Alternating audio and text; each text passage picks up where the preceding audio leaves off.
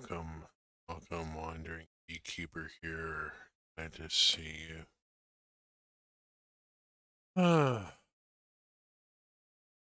we are journeying once again into Mask of the Rose, and I'm put in mind. I've been playing.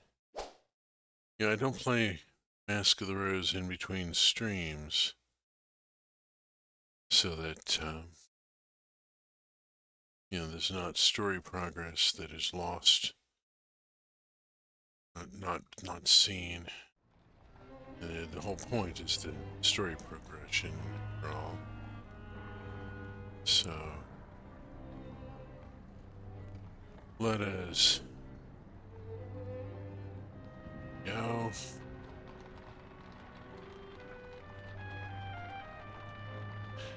Looks like my signal is stabilizing. I had a hardware issue.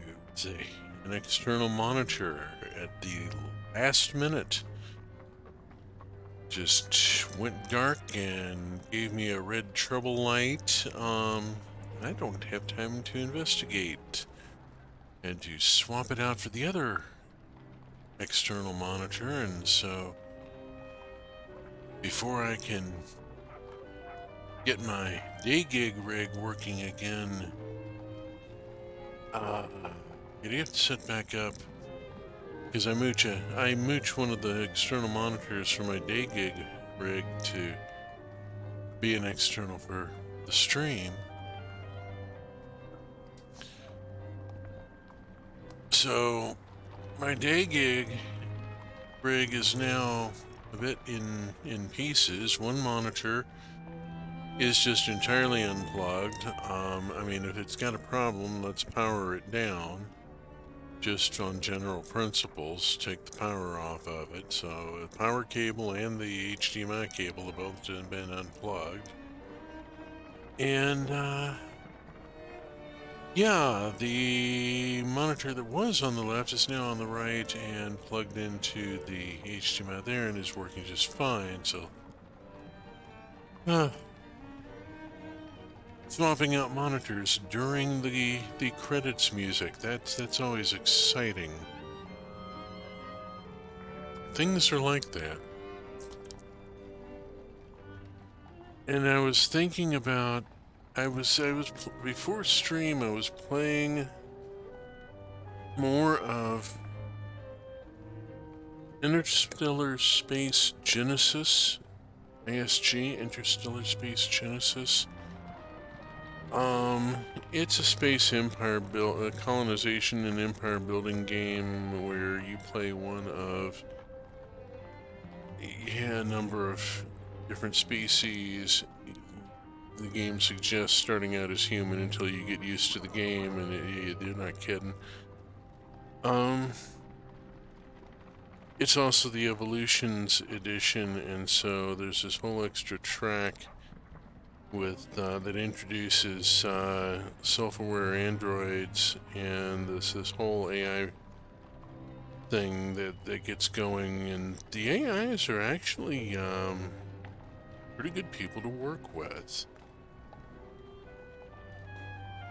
Their ship captains come in raw with a 1 and everything, and you have to put them on a frigate and train them up, but the way the game plays, it actually is better to promote from within because you've had control over the secondary skills, and the secondary skills have big impacts on gameplay, I'm discovering.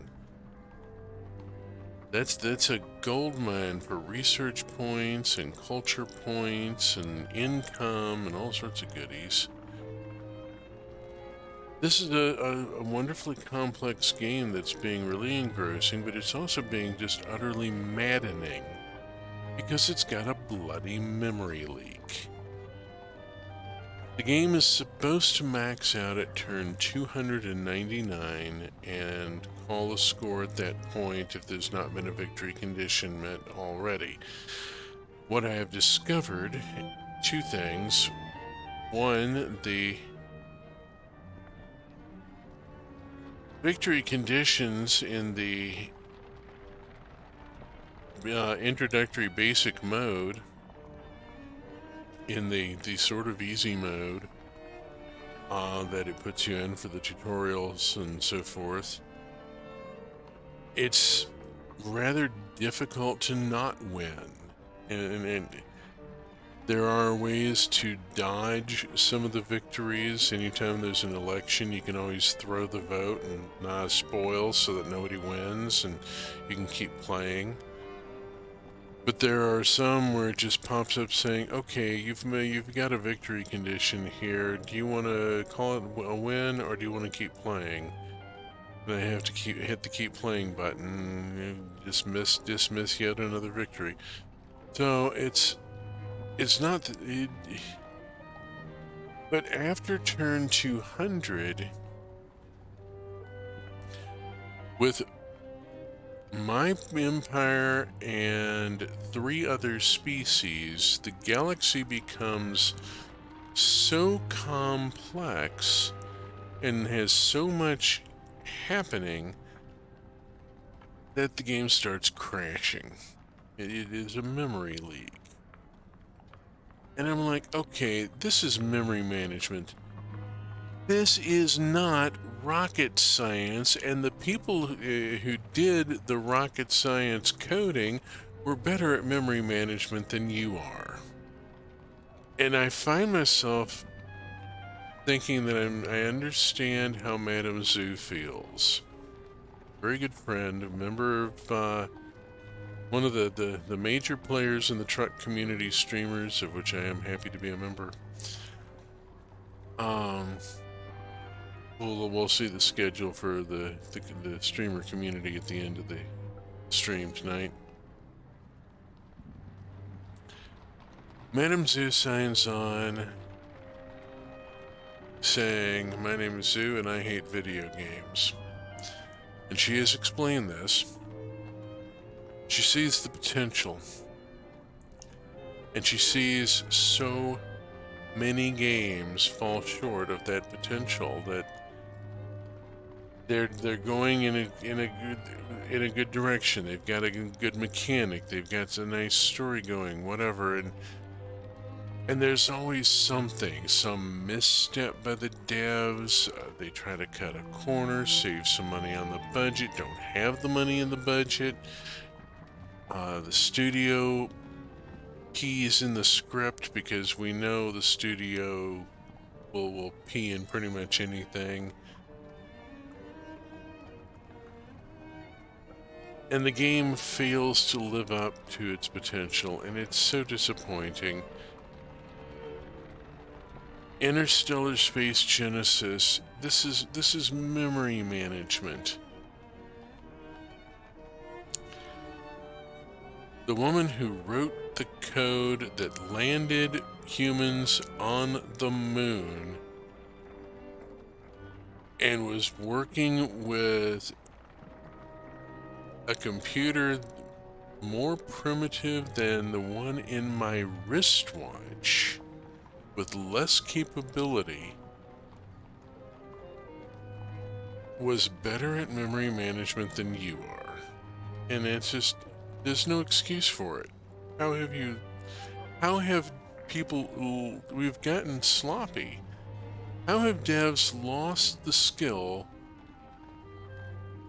to do memory management and not ship with a bloody memory leak? The game is supposed to go to 299. The furthest I've been able to get it is 267, and it's crashing every other turn, and it's frustrating. I understand. I hate this. This isn't Dwarf Fortress. It's not that level of detail. I'm not quite at that point yet. But there are a lot of moving parts. It's a complex game, and I'm really enjoying it, but... Oh, left hand to Satan, you're driving me up the wall. Please, please. Fix the memory leak.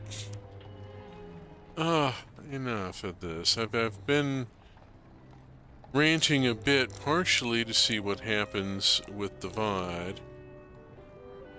partially to see, I keep getting the VODs coming up on Twitch saying muted audio, but when I play them on YouTube, I'm not hearing any loss of audio. I don't know what's going on with that. If anybody's watching the VOD, if anybody's out there and you've noticed the audio drop out, would you let me know what I was saying or what was playing in the background or whatever that might have caused it? It's really baffling me why Twitch is saying that I have audio dropout or audio muted, and then I can't find it. It's maddening. Speaking of maddening, we're venturing forth into the eldritch horror that London has become after plunging into the Neath into the hands of the giant space bats that currently call themselves the Masters of the Bazaar and previously called themselves the Khans.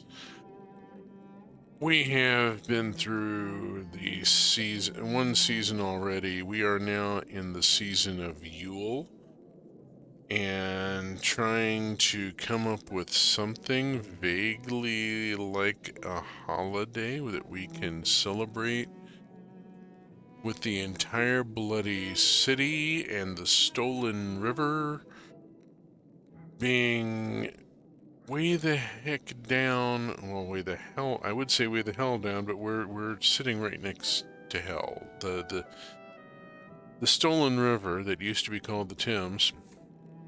It's like the magazine that used to be formerly known as the London Magazine. They really got persnickety. They were told to change their title, that they could not call themselves the London Magazine anymore. And so they said, okay, we're now the magazine formerly known as the London Magazine.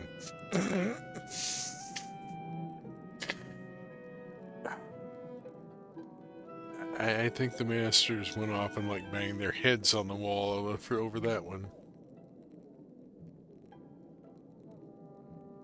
Oh, lordy, lordy, lordy. Let us move on. We're going to go on and do a recall the past here because there's a whole new set of stuff loaded in with the new season.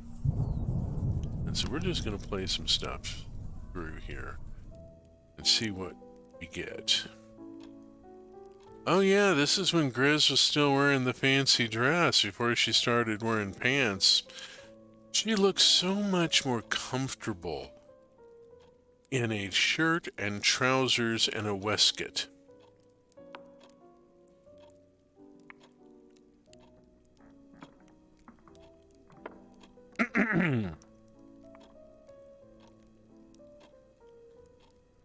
Oh yeah.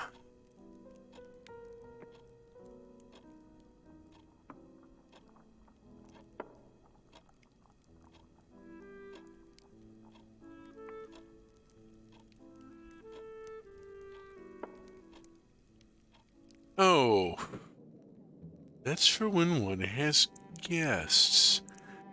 Wow, that was snotty. Yes, Horatia had some empty rooms.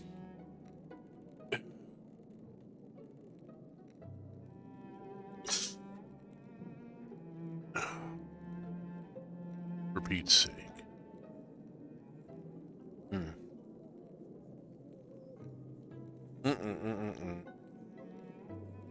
Get anything new out of that. We have stories in progress. The mystery solution.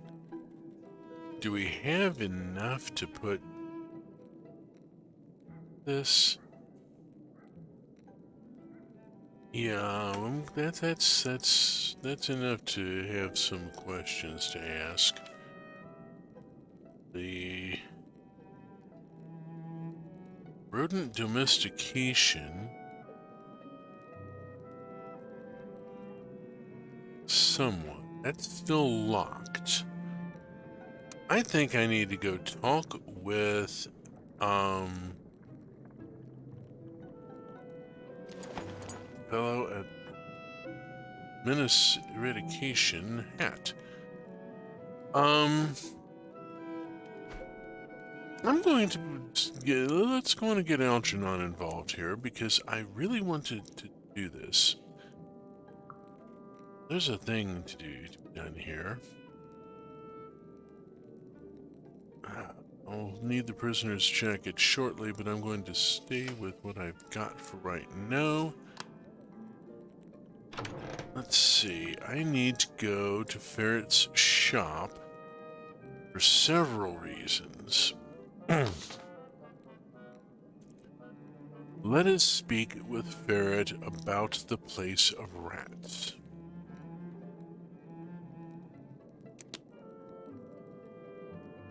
And see if the story gets presented.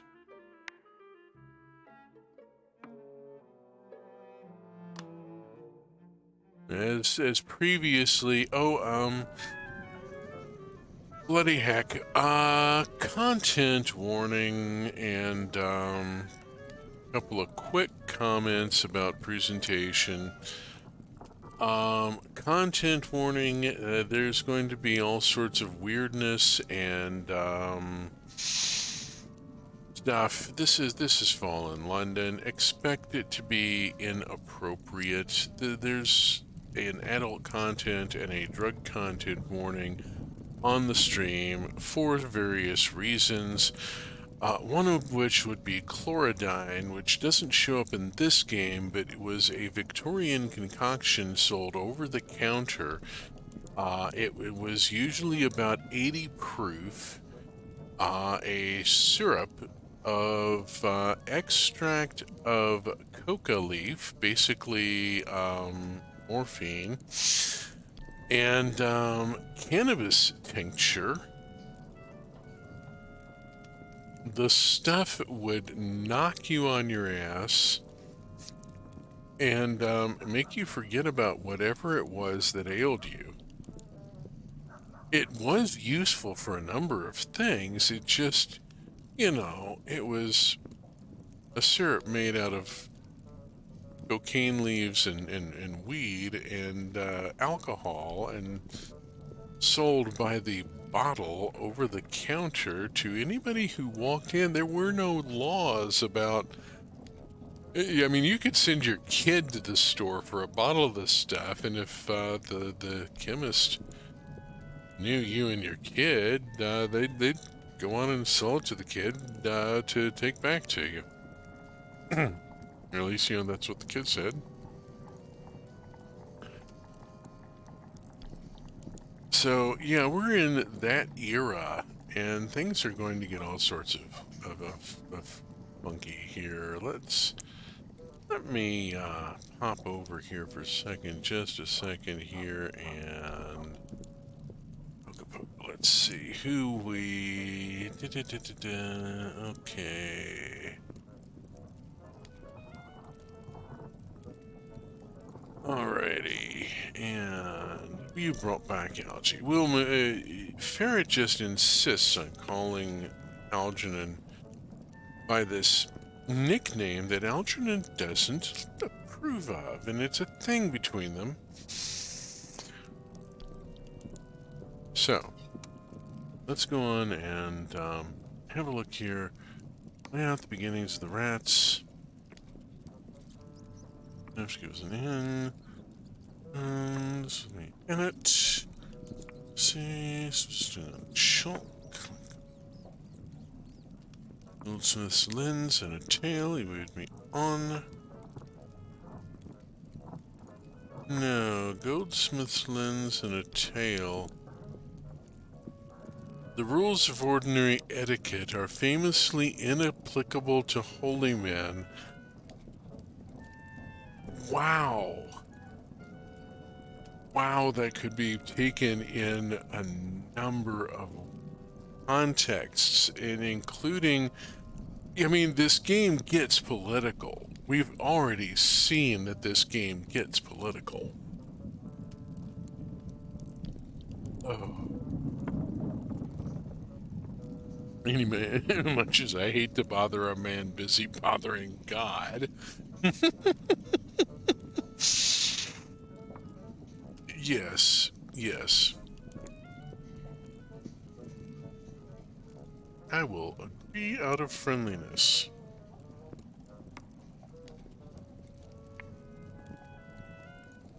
Repairing traps and cages, and let's see. I am going to be off now.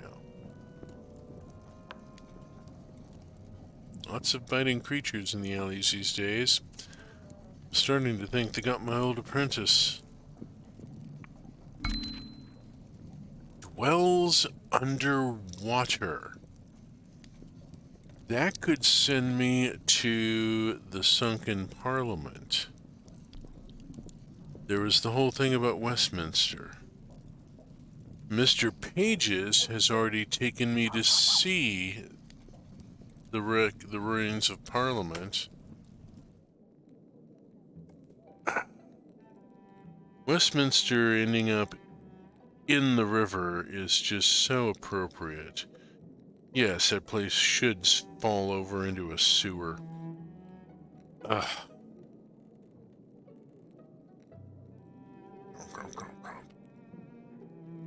Alright, what else have I got? What else have I got? I've got rather a lot. Thrall Street, I need to get Argid to show me a route, don't I?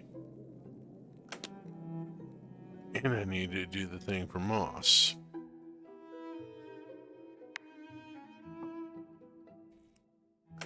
I'm just gonna go with this. You know, Algernon needs to get out into the city.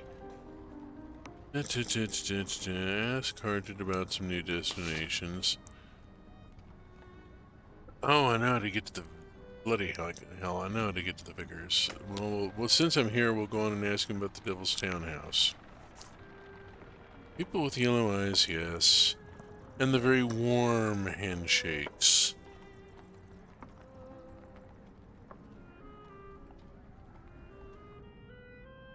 Okay, we go through the usual stuff. The street signs change less frequently now. People with yellow eyes are now very warm. Handshake. Unreasonably warm, brass.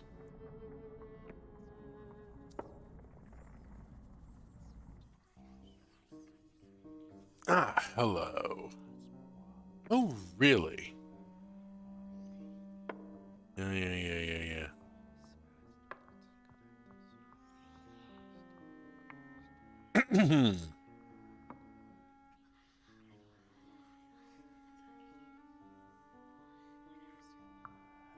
Keep my introduction simple. Go by Ramesh. Milton.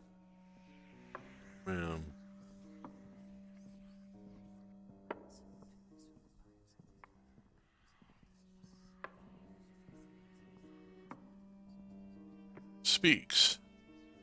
Ask Milton about his work. Ask about the purpose of this building. Diplomacy. Commerce. Contracts are written and signed. Gathering of information. Are they solicitors?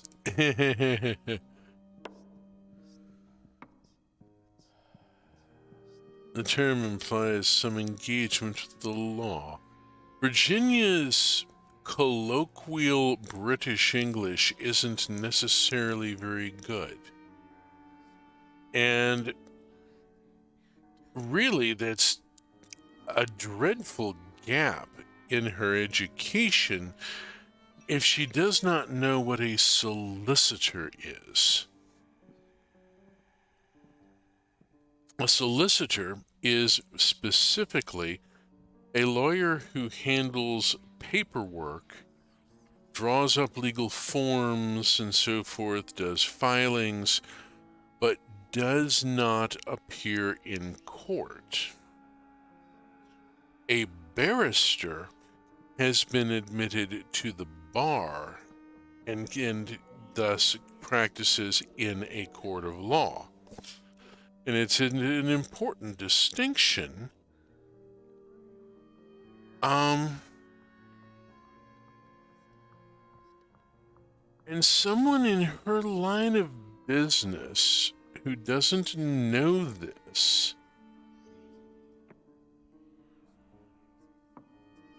London law, like an inferior product, I agree. Infernal law is so much more complex. And I have questions. It's proving more difficult than I anticipated. I can't hear. Oh! I could stand closer to Virginia and try again. Try and make an impression here. That would be risky because, and this is Fallen London, and I agreed, and I thought you were getting to trust me. Our secrets are the sort that would peel your skull from your brains. Do you try to have a good reason? I've been thrown out.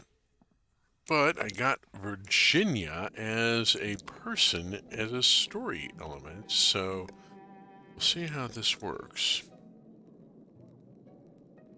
Alright.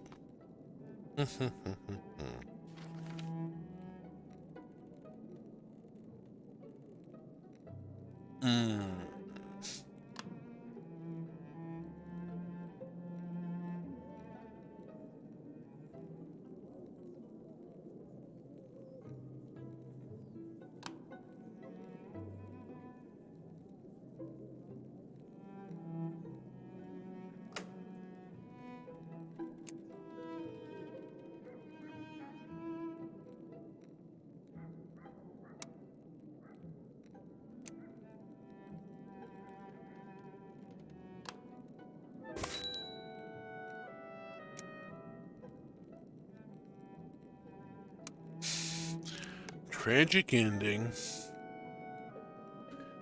Okay. Let's go on down to supper here. Oh. Hello, Moss.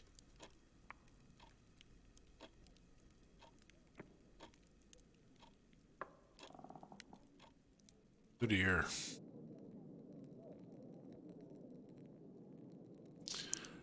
Okay, but imprinted with cheeky caricature.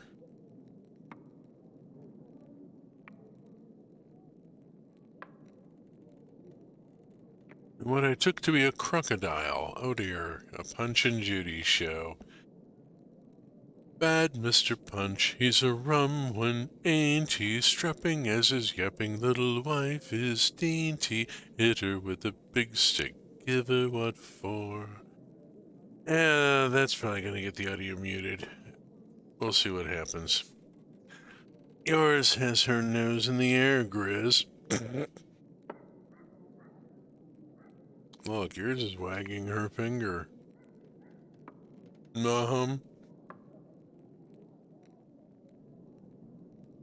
I'm not going to be worried that he's going to bring him to life. This isn't polythreme. It doesn't work like that here.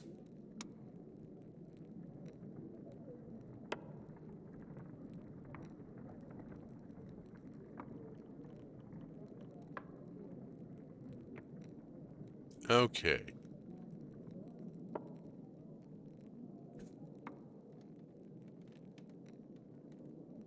You're also fully formed already. I couldn't help but include your character.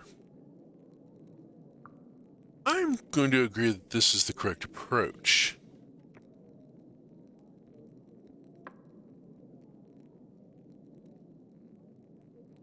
There is that. This isn't a matter, this is individualistic work. He doesn't even have the concepts to talk about it. Fascinating. Absolutely fascinating. Alright, do the usual review. Ba-da-ba-ba. Need to go see Theophilus. Need to go see Haunted About a Man, Searching for Dreams. Take the plot to Rachel. Take Archie his provisions from Ferret. I've got so much to do. Oh my, I have so much to do. I need to quit farting around. Get this stuff done. So, we'll get 2 of these things done of the morrow. In the meantime, let's do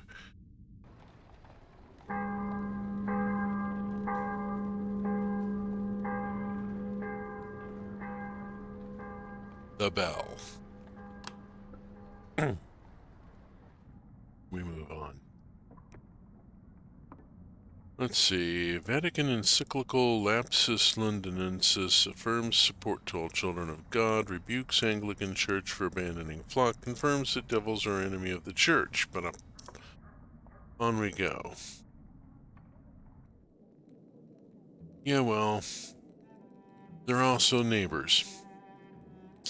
So unless you want to go start a holy war in the streets of London, and put it past some people on the Anglican or Catholic side, they've both done worse. All the past in England.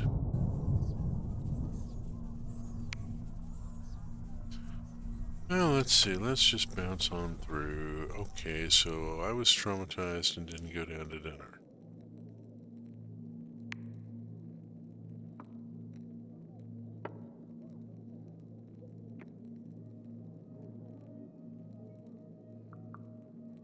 I felt nothing.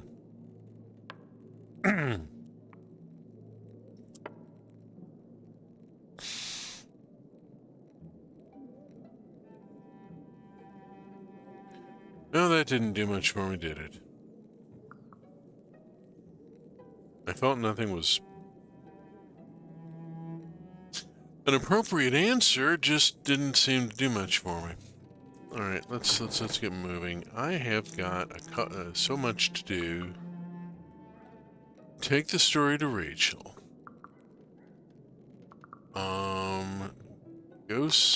Let's go see Theophilus. We need to talk with the vicar. And this is, yeah, of course I'm going to bring Algernon. Sending him to, possibly counting the silver as well.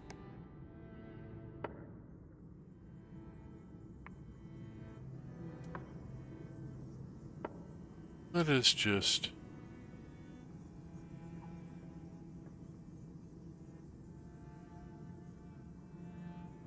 let's just be straightforward here.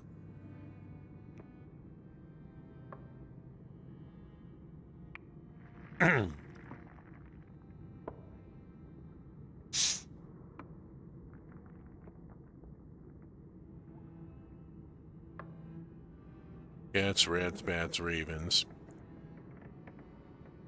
I wondered at our proximity to hell that this was an infernal device. Cats, rats, bats, and ravens. Ba-da-ba-ba-boom. It alliterates nicely until that last one.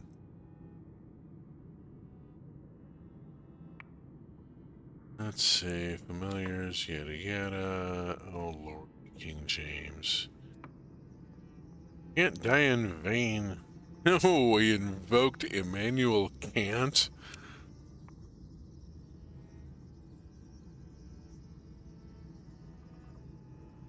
Though some of the references in this game, the Fallen London developers, the folks at Feel Better, are not afraid of a Hodgson, and they are not afraid of a very deep cut.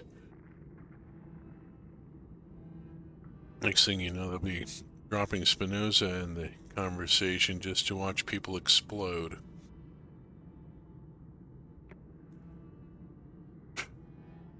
The animals knew before Noah when the flood was to come. Let's...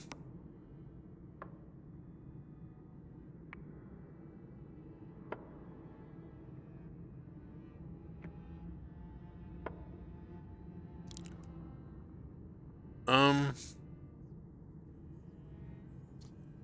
let's just go with a canonical answer.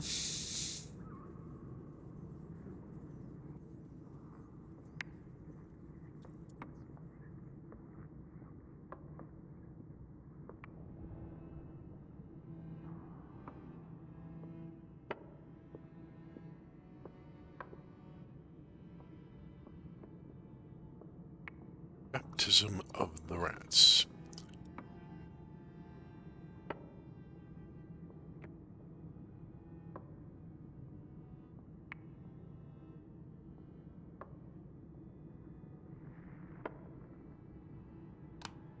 Okay, he's sending me to the bazaar. Find a patron saint for rats. Okay.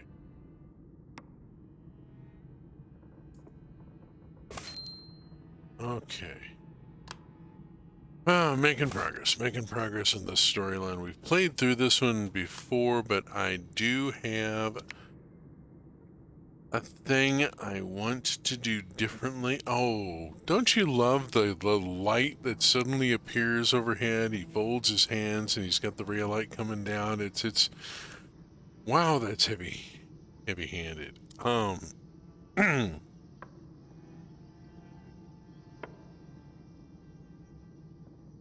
I'm going to defend Archie.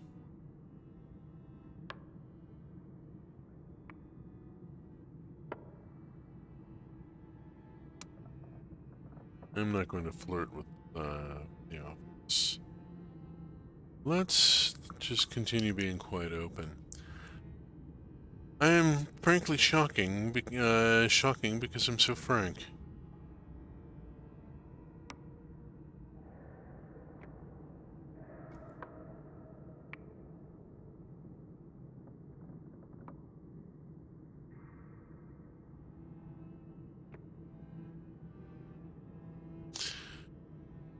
Yeah, you should be going.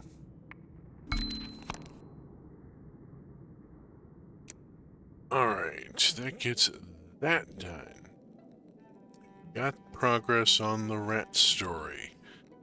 We've got to build a story, a bang here on Build a Story. Tell the story of the rat's patron.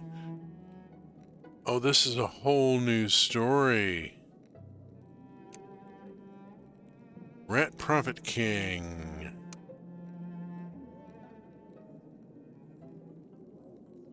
Why is there an X on that?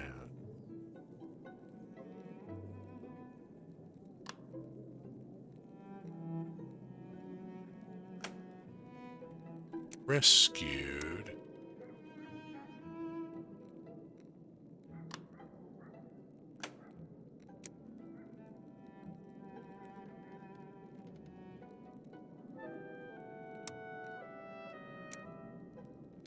I don't have enough to do anything with this. I'm missing some key pieces. I need to talk to people. In the meantime, I've got that progressed. I could get Archie the stuff. Let's go on and take Archie his drug supplies. And oh, absolutely I need to change for this. I should change. Atlas.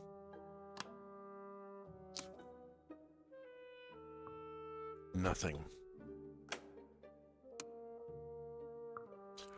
Prisoner's jacket. That'll do.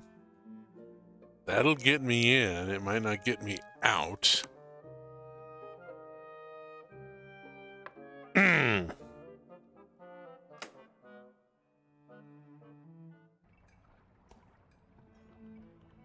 Okay. Taking a risk coming here without Harjit.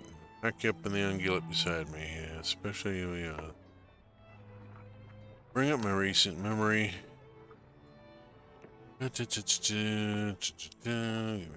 Everything happens. Yet. Oh, the drownies.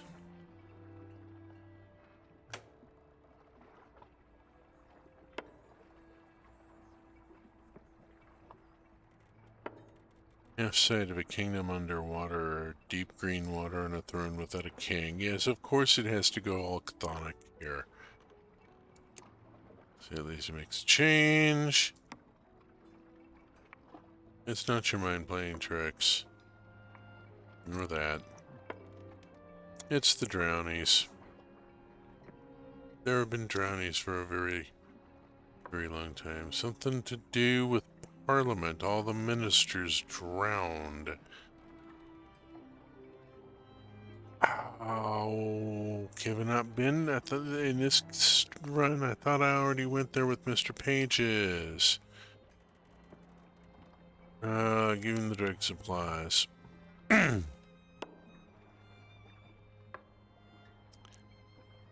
Let's see.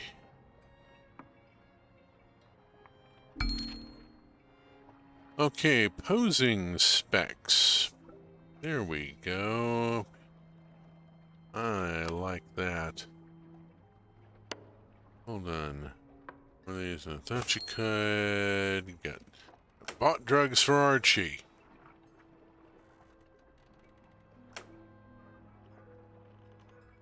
Festo, progress, bit more substance. Alright, talk about his recollections in past and see if anything interesting comes up.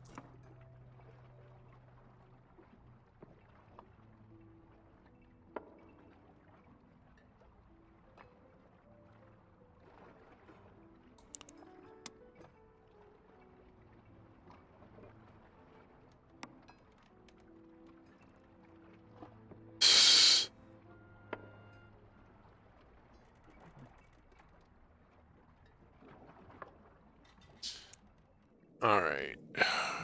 Done the verbal sparring thing, being a little coquettish. Zoom, zoom. Pop.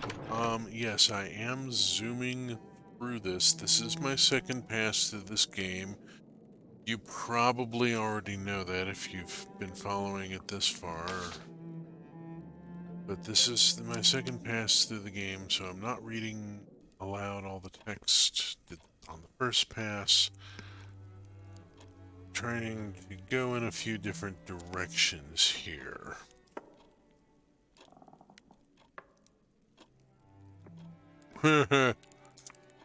House can't be so easily left. Hot bacon and the sweetness of ripe fruit. Yeah, I'm going to find a richer, more exotic. This is never seen on the Pepper Dock. Gracia's getting supplies from somewhere, and you don't ask. It may not be steak and potatoes. Just don't ask. If it tastes decent and it keeps you alive. Ooh, that's a lot of stuff. Infiltrate the Library of St. Dunstan's at the bazaar and seek a patron saint for the rats. Go back. Let's... Oh, I have to have the bloody robes, don't I? Where do I get the bloody academic robes? Does it matter? I haven't got any pennies. I need to go talk with... Okay, Swedish sailor's mission offers aid sustenance to squid-faced men.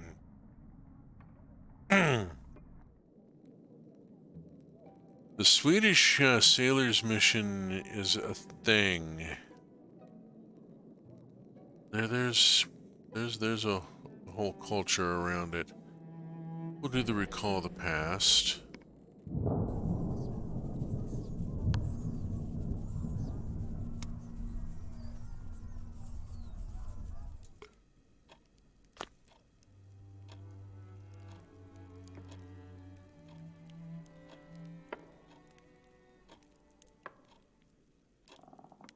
Sacrifice of Isaac?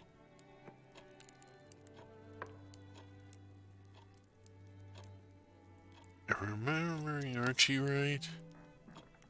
Wasn't even him.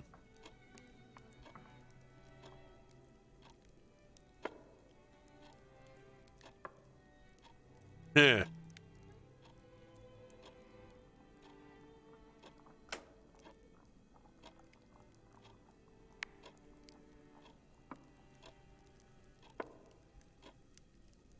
Yeah, he was kind of an ass. The vicar. Kind of expected. Okay. I need to change my outfit. Let's see. Hat. We'll go back to Algernon.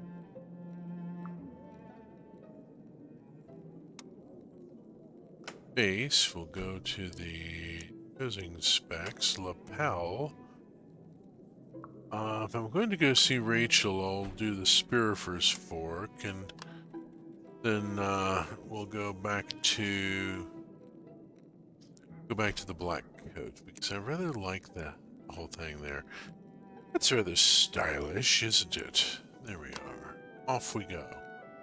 Head outside. Let's go to the Landaus, and I need to take Rachel her final chapter outline.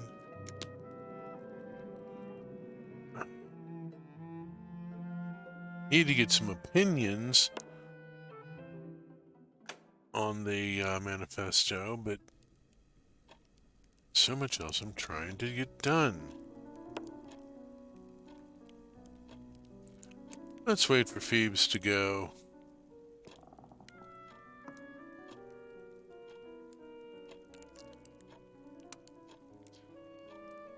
Let's see. This is probably... They're not all bad, you know, devils. Scenes of vulgar souls. Conversation. Simply drop this topic. Oh, I wanted to chase that. Oh.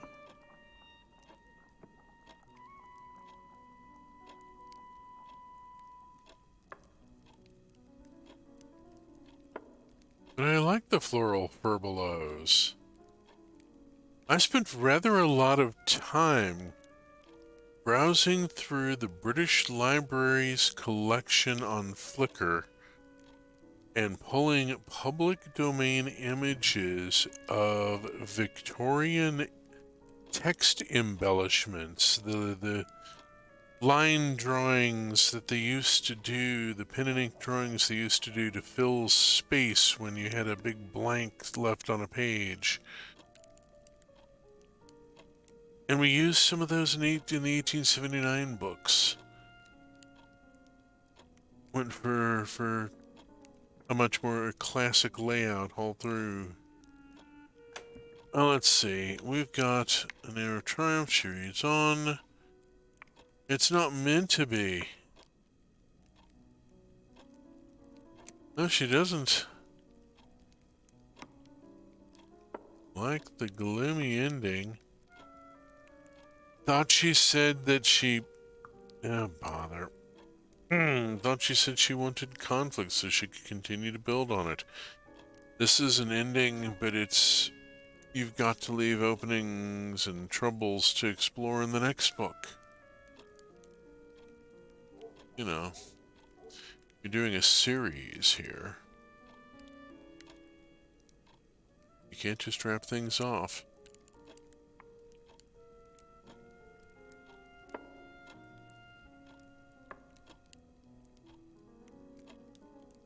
Excuse me? Hate the burden of our readers, those who are being published at all, you know. I don't hate the burden of my readers. I've got 3.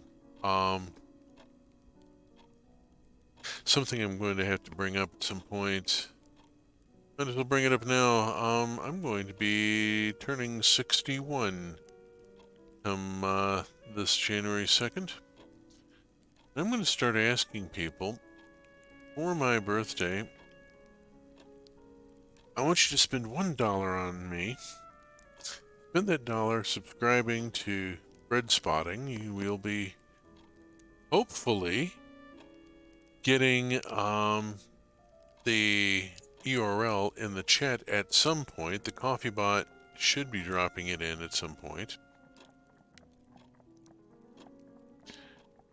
$1 would get you 44,000, about to be 47,000 words of historical fiction. And now, page 2.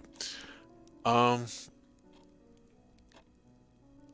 then whatever else folks were planning to spend on me, you know, I'm going to tell this to my relatives and such.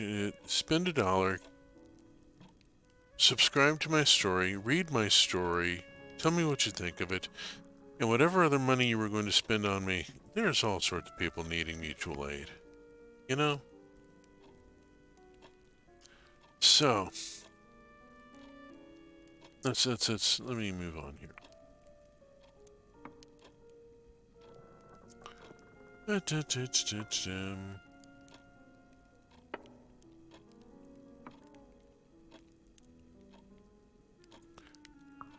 I'm going to go for a kiss. And the thought hits me, but I don't show it. Thought about it.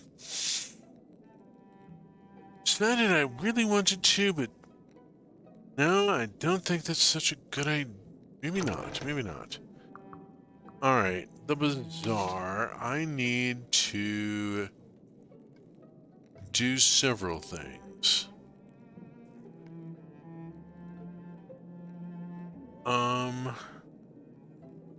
Search the archives in the bazaar side streets. This got me around that whole thing with the academic garb.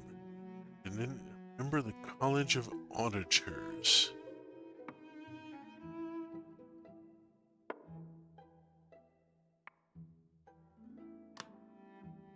Should change. What have I got? The Admiral's hat. That's not gonna go. The lapel, the Spearford's fork is kind of menacing. It's the torso that's the big deal, and I've got to have a particular elegant cloak isn't going to do it. That outfit's not going to do it.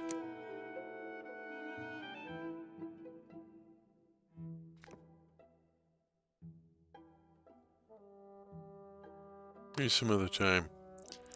There's a specific item I need for this.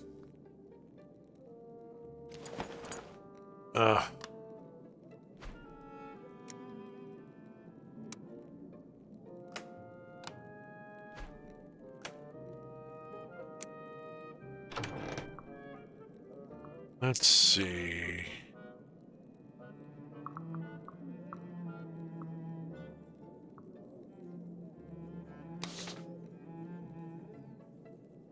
All right. Track the man Moss is looking for. I need to put the crown on.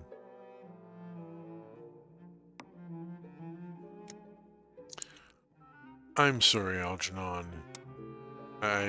You can't accompany me on this particular errand. Why am I looking like some sort of 1960s comic book magic user? Sargon the... Let's see. Yeah, let me... yeah, that would be a wonderful thing. Let me...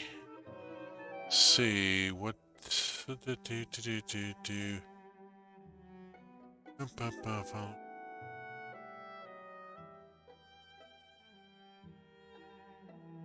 Okay, you are modded. There we go.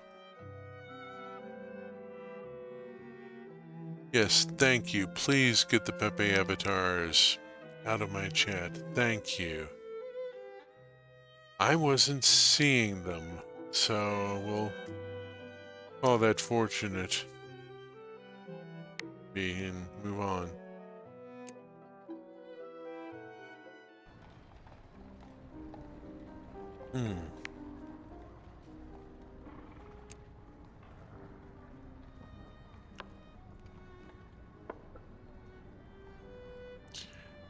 He would be in red and gold. He would appear alone and say things to you that would appear strange.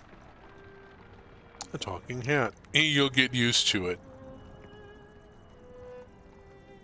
Also, carnivorous hat. That's a thing. And there's the coffee URL I was just mentioning.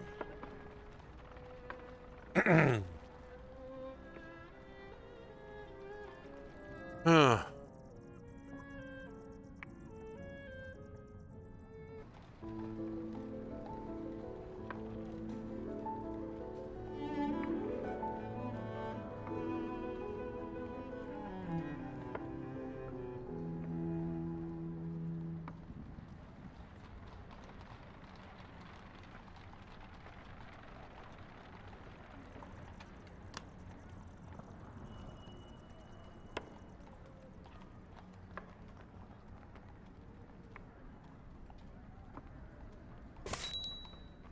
Oh my.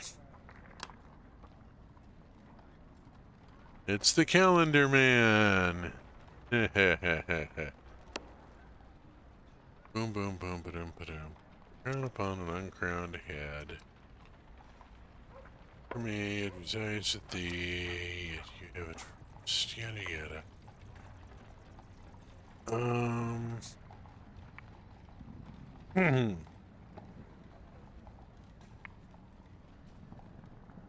Oh dear.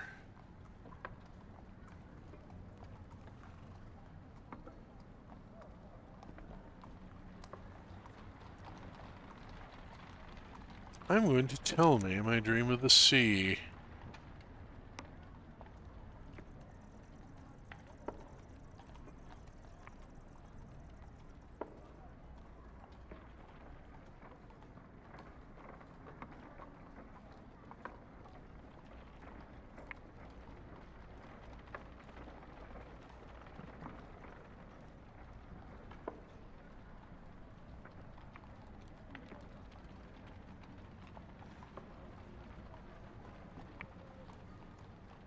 Yeah.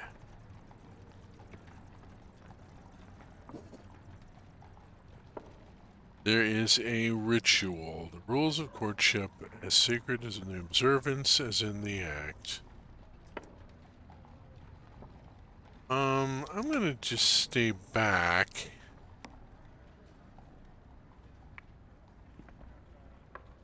Cedar wood.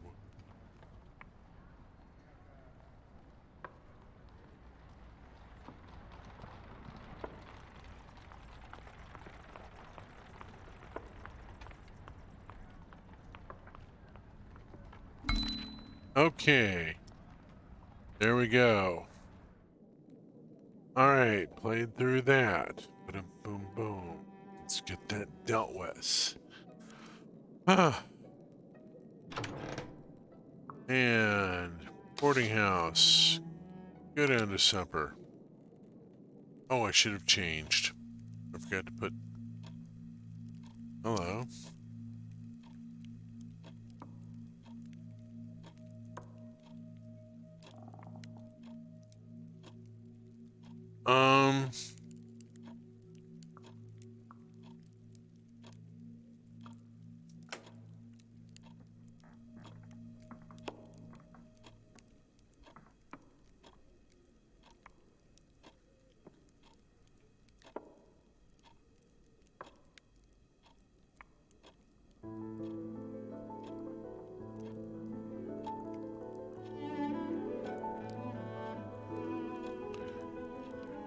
Okay, now we see him and it's P.T. Barnum.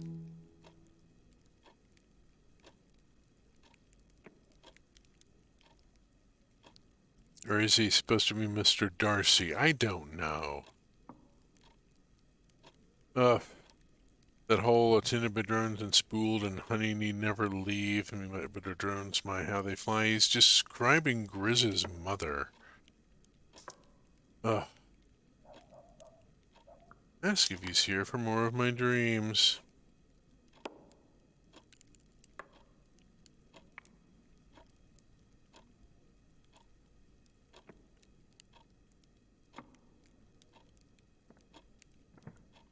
And its habit of issuing proclamations most tiresome. It's a crown. What do you expect it to do? Come on.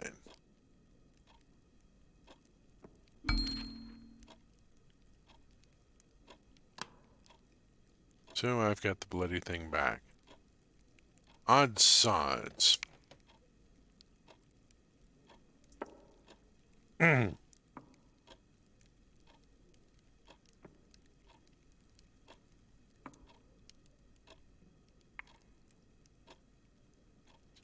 Cedars, the heart, and the knife. There's an Earthdawn reference going on here that, you know, if this was Earthdawn, I would allow a die roll to see if the Obsidian does in fact remember this. Obsidian in Earthdawn are extruded, fully formed from their life rock and preloaded with a lot of stuff like language. They don't have to learn how to talk. They know the Obsidian language immediately upon emergence. It's preloaded. And you know, the whole thing of the life rock holds the collective memories of all of the Obsidian it has extruded and that have returned to it. And been reabsorbed into it at the end of their lifespan. The demon to dog. Yay, yay, yay. I missed the devil creatures from earlier. Aw. Bummers, bummers. We may be going to see Virginia and Milton again, but yeah. It's not in the official materials. It didn't make it in, but it's a house rule, and I ran a campaign of for 25 years.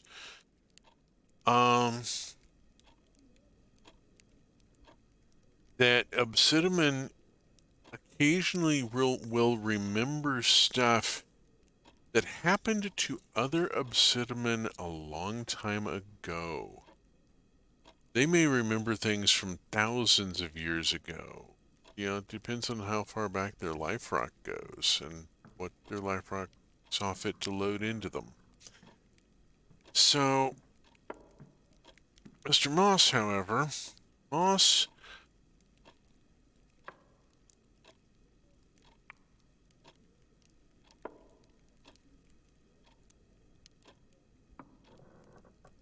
does not have this.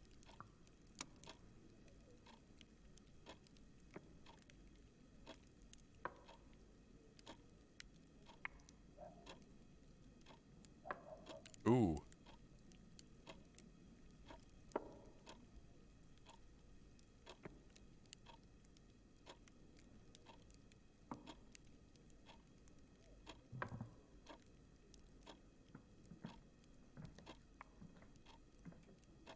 But he's walking around in the back in the house. That's in the video game. There's footsteps on wood in the background that are going by. That's an interesting touch.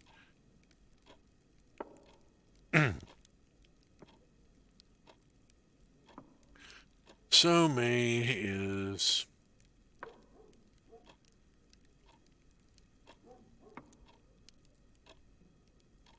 the ex is wanting to get back together, or at least, you know,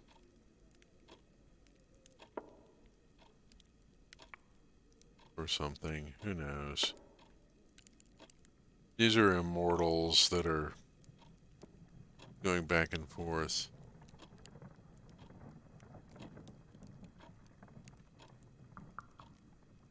I wanted to counsel Moss to follow his own heart.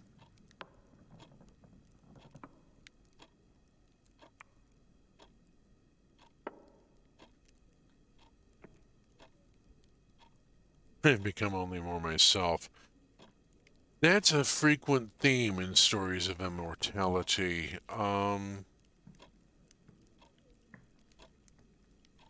League of Extraordinary Gentlemen, not that bloody movie, but the graphic novel series and the associated materials and short fiction and so forth that go with it. There's an entire story.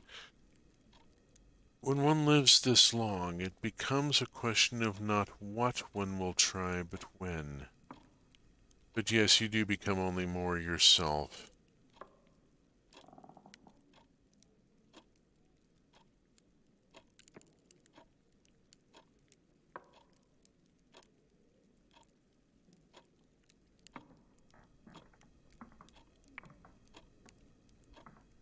Alright, alright, alright. These two are going back and forth.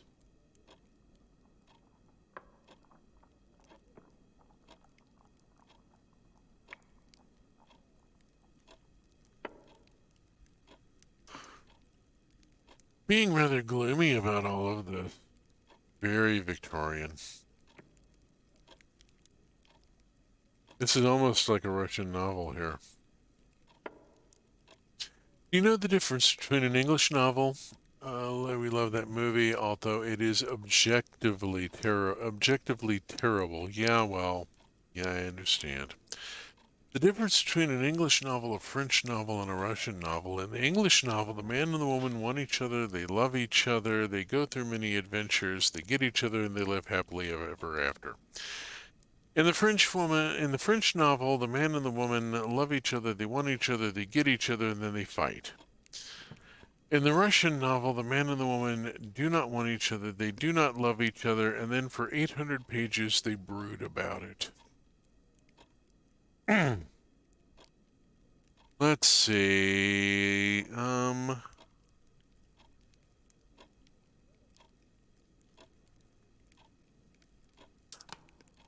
This is a bit of a mess. I don't really want to,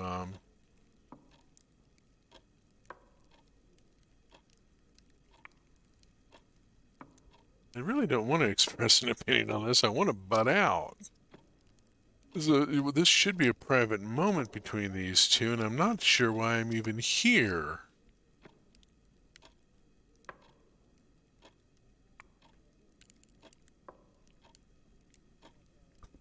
Okay, I've done my job. I'm out of here.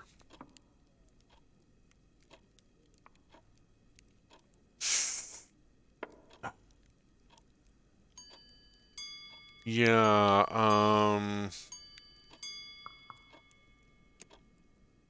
I think he was kind of a jerk.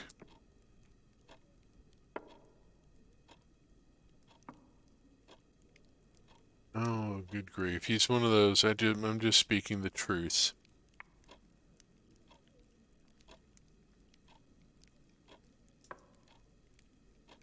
And like the Cinders girl, I am without my shoes. Cute. Ah.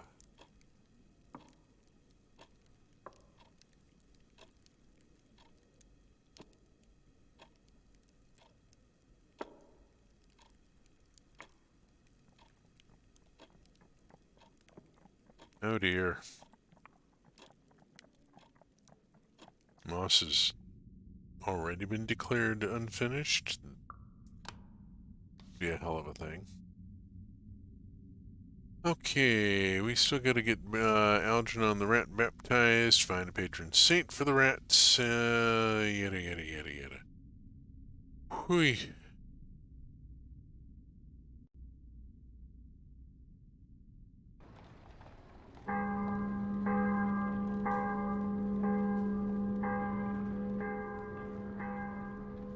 Roll that beautiful bell footage.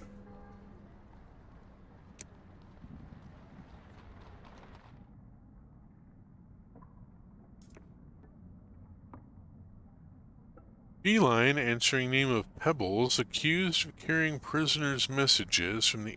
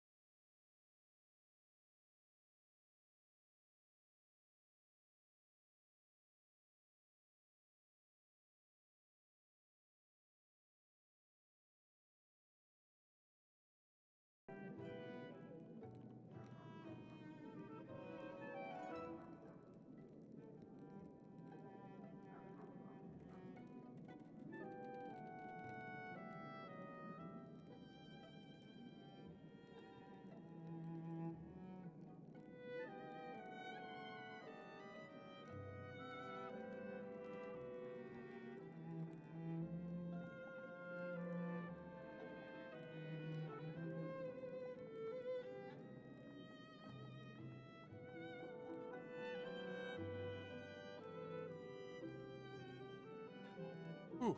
Okay, let's see. Here's my cursor. Here's the cursor. Back to game screen. And out into the world. Let's get this show on the road. Things I need to do here. Okay, let's go on and get Horatia's opinion for the manifesto. We need some meat for it. Yep. I should change as I'm missing the bloody hat. Yes. Back there we go. That'll do. And doesn't much tend. I'm satisfied with this. Just in general, satisfied with this. Onward, onward.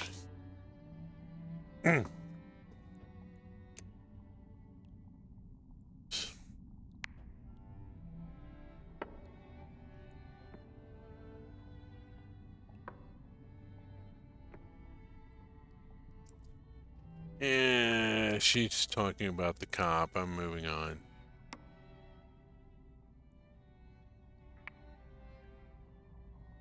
Well, that's lovely. A house that had caught fire and all the children who had come out to warm themselves by the blaze.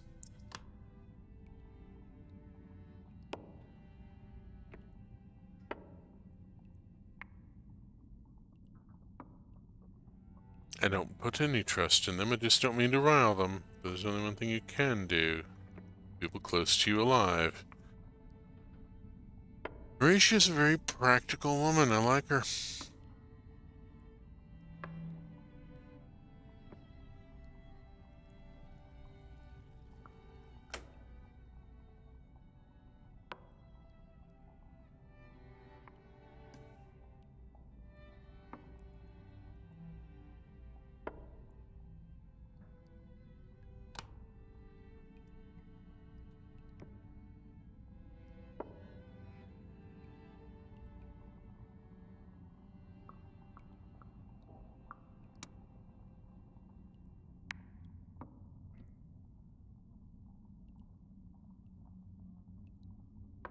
Okay, that got me that. There we go. Got a word. Phrase here I can use in the writing. I haven't done the recall the past. Oops.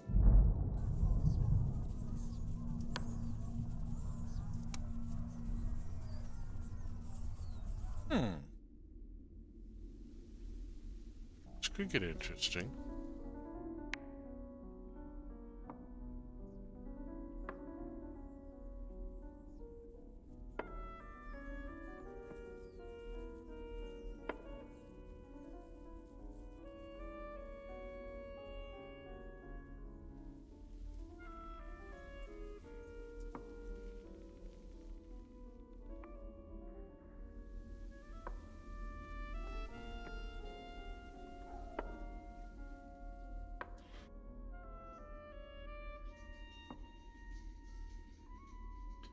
To do the work that has to be done.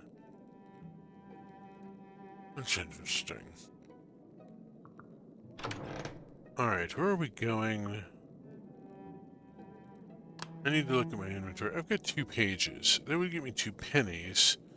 Be useful. I could maybe get the thing. Let's go on and go do the additional census forms.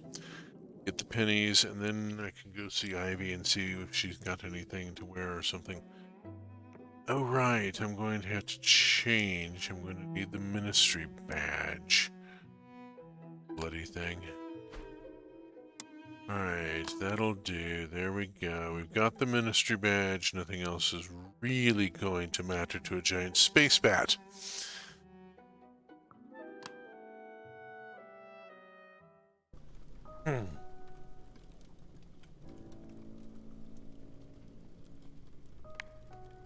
Censoring the mail.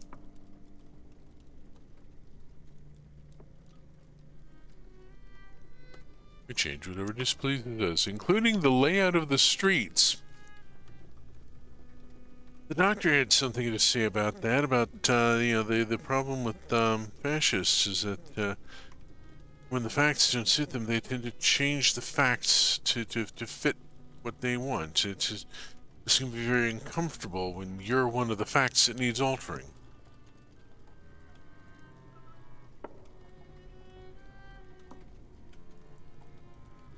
So, ferret.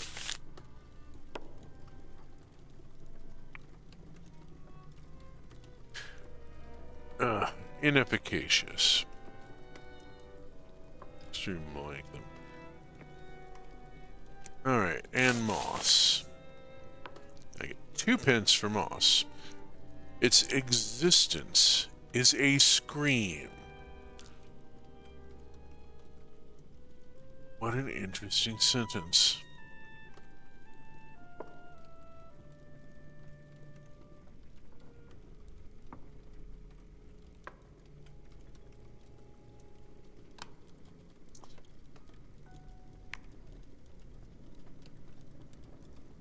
Suodeceptorant. Deceptorant. Suodeceptorant. You're full of shit?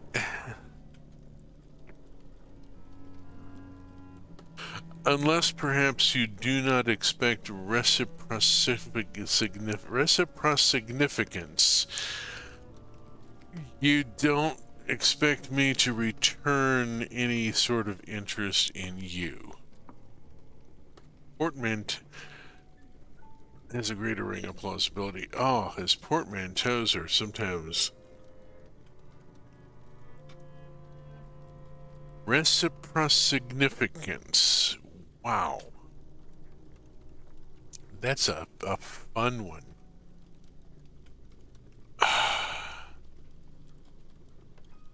Let's see. I know I'm not your best friend.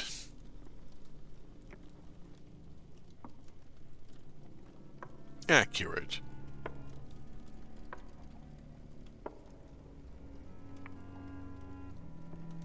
Yeah.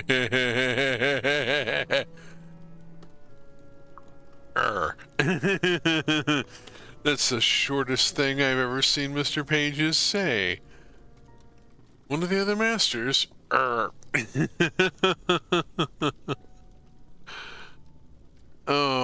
let's poke into... Let's just be intrusive. Their languages are imputafrangible.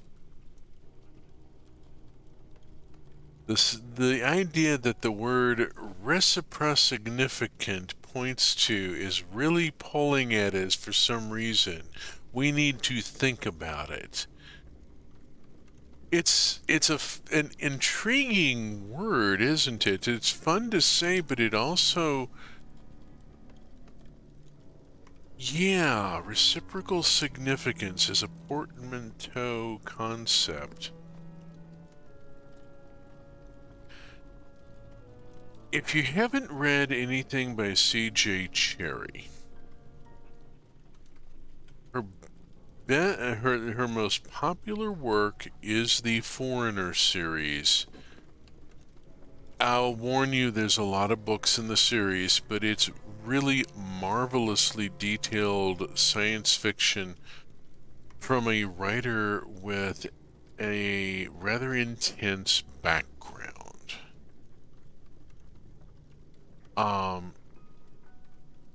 There are 2 species, the humans and the Atevi, and the Atevi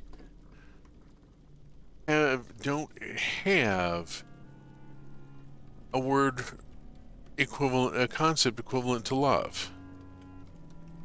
They have nothing, it doesn't work that way for them. They have Manchi. And Manchi is one way. It is a feeling of dependency, a feeling of needing that person to be there in your life and that you look up to.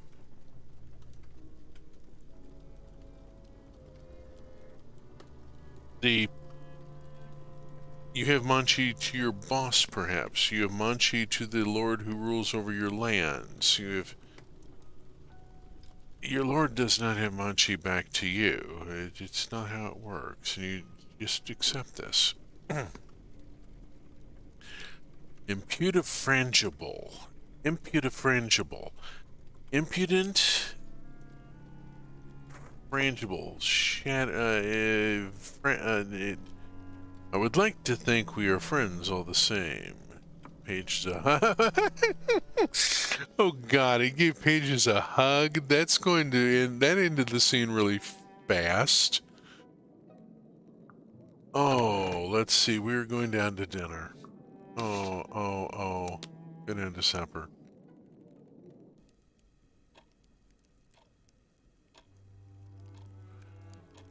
Oh.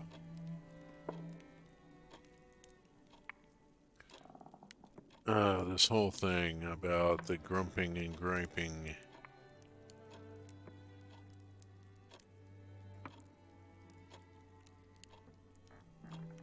It's obviously meant as a distraction.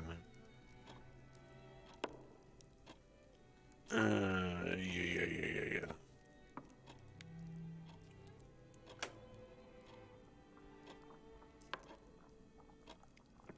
Well, you know, a terrestrial year may not have much meaning to Mr. Pages. Oh, hello.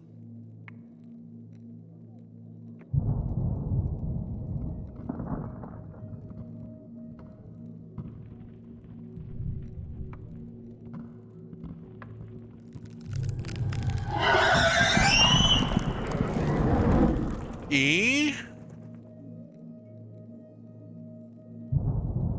Horatia, what the hell are you bringing things down on the house? No, don't move. It won't be able to get in now. What the hell just happened?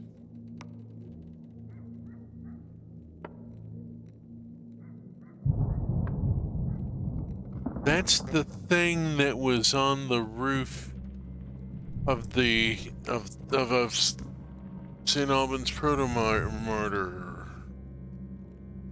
It's the same thing that was up there, isn't it? That was a Master of the Bazaar without its cloak, wasn't it? I'm not sure what the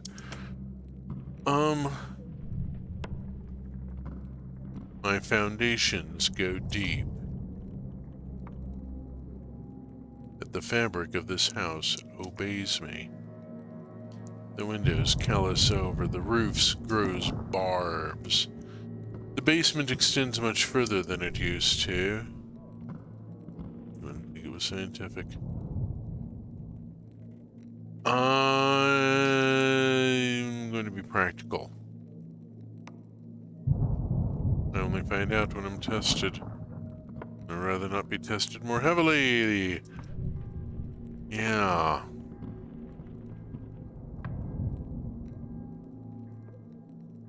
The thing that came for you as a hunter, that's lovely. This is an entire new thing here.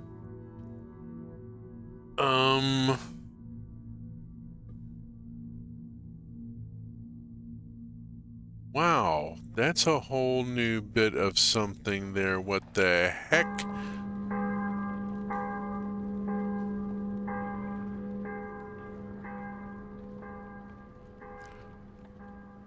Let us have a bit of reminder that this is not just fun macabre. This is sometimes scary macabre and fucking weird. And then, yeah, wow. Ooh. Okay, the morning papers. Come see Tristram Bagley's newest opera.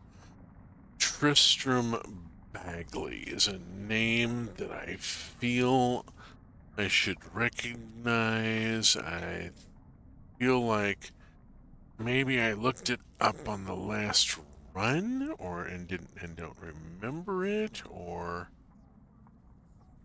what? Where does this come from? Let's see. Let's just look up Tristram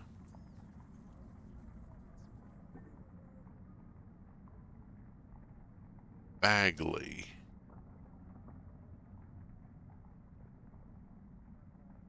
Topsy King, the Fifth City, Fallen London's Lower Wicca. Tristram Bagley is also known as the Topsy King. He's a major character in Fallen London's lore. He is from the Fifth City. Used to be a court composer, scholar, and violinist for the Empress. This is one of their own characters. The Topsy King is something of a Fisher King character from the look of it. Older man, scrungy beard, scraggly hair, looks angry.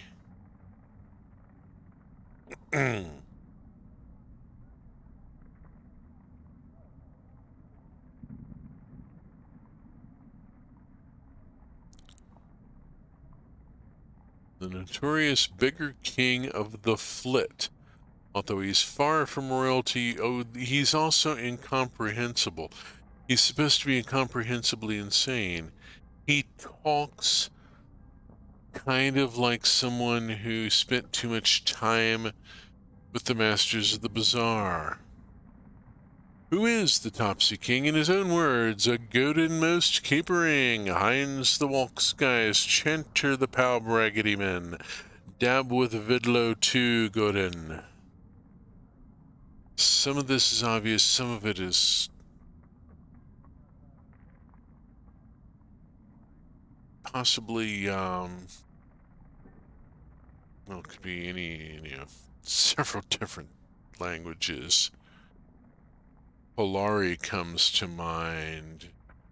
Wouldn't be the first time Fallen London's used Polari in the game. So, this is before he becomes the Topsy King. The Flit has not manifested yet. It's not there yet. So he's still in his former position. We'll recall the past. That's this. Okay, that reference sets this game in the timeline of the lore of the universe. All the trees died. Of course they did. Can only survive with that sun. So long with that sunlight.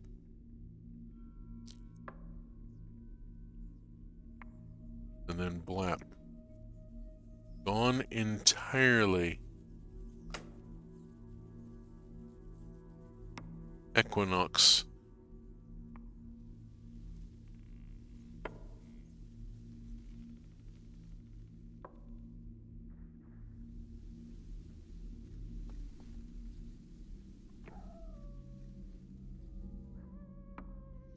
Yeah.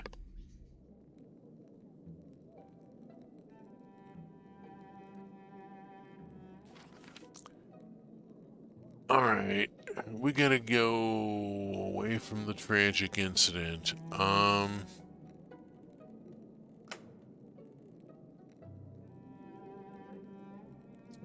Regrets nothing.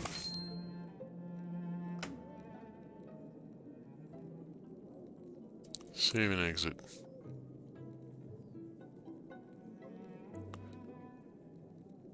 Became a scandalous person. Okay. I have to think, where did I get... Let's go look into Ivy's goods for sale and see if she's got...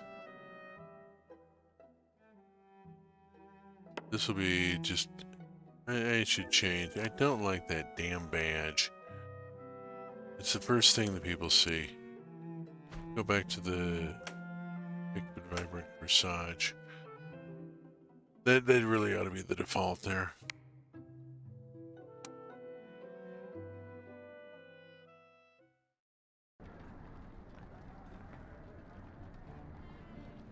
Oh, hello, Ferret's here.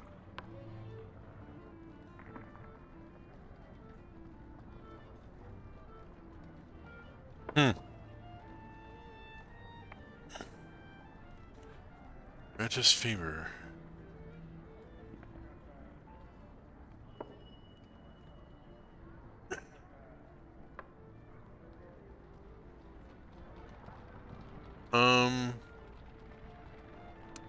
Veritable distribution of watches.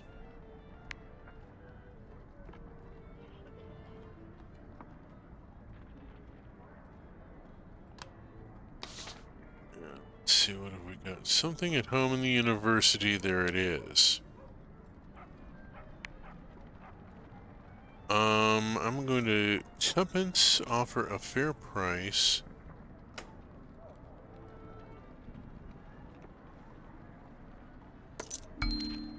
There we go.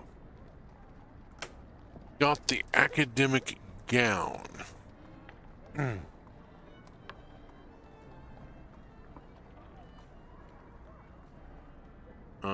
Opinion is unchanged. Let's just leave that. Another earn today. We're going to switch out for a few things here. I'm going to change my outfit and go with the brand new academic gown. I'm going to switch off to the Spirifer's Fork. And I'm going to keep Algernon and see if I can get away with this, and head outside and off to the bazaar and search the archives in the side streets.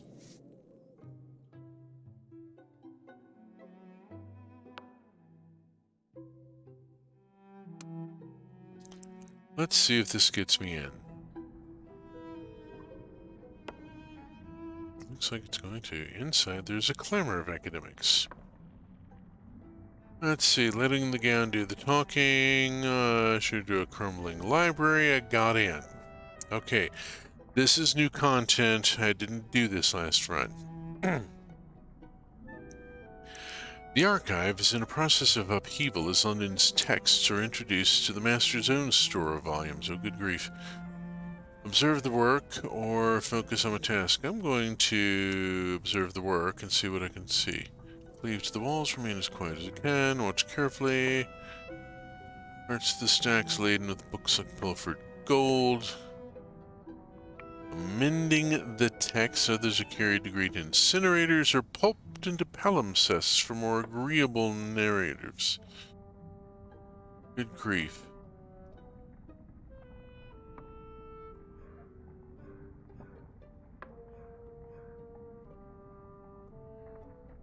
I'm directed to a cellar that once stored casks of wine but is now clogged with hagiography.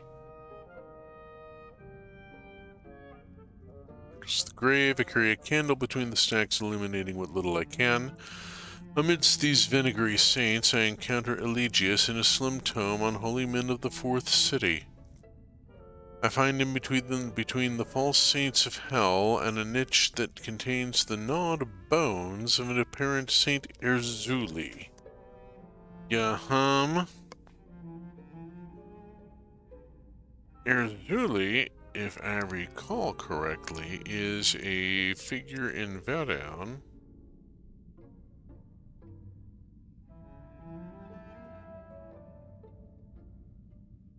A family of Loa that are associated with water, femininity, and feminine bodies. So this is a bit of politics where the church has appropriated somebody's goddess and made her a saint. And then we've got gnawed bones. Yeah, of course the church has been at the remains. This is also reminding me, though, of a time when my spouse and I went into the Divinity Library at Vanderbilt University. I was working for the university at the time, and having a staff badge got me into every library on campus, which was a dangerous thing. I learned quite a bit of odds and ends. We went into the Divinity School library, which was at the time in the basement and sub-basement of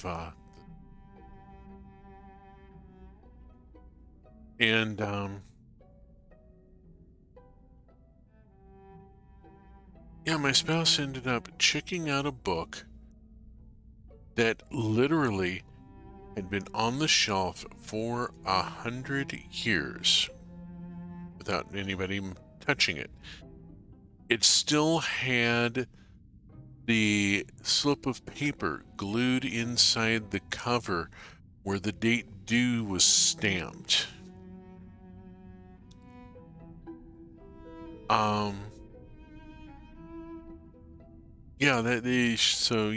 She was the first person to check this book out in literally 100 years. It was a thing. So, see if there is anything else to be found. Let's poke about while I'm here.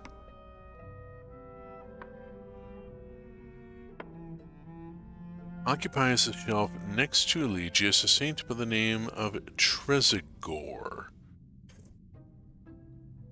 Okay, again.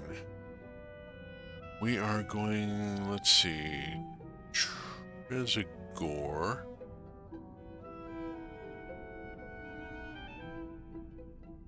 Rajazert. Backward.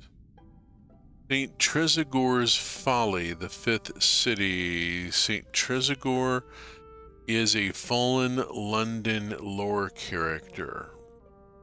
The goat-like visage of St. Tresigor, a patron of goat demons. Oh, we've found a book about the patron saint of goat demons.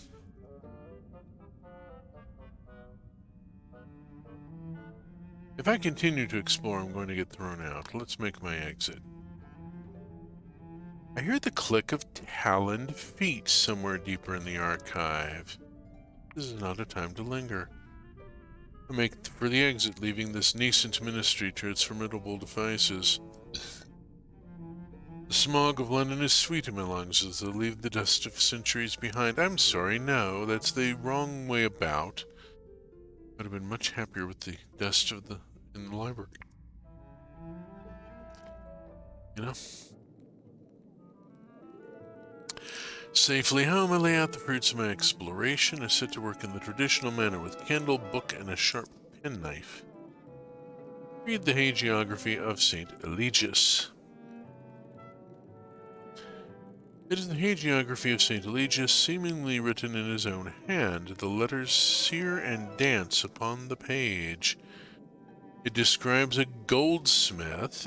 We said the rat described, Algernon described a goldsmith's eyepiece, who vanished from Flanders long ago and fell beneath the earth.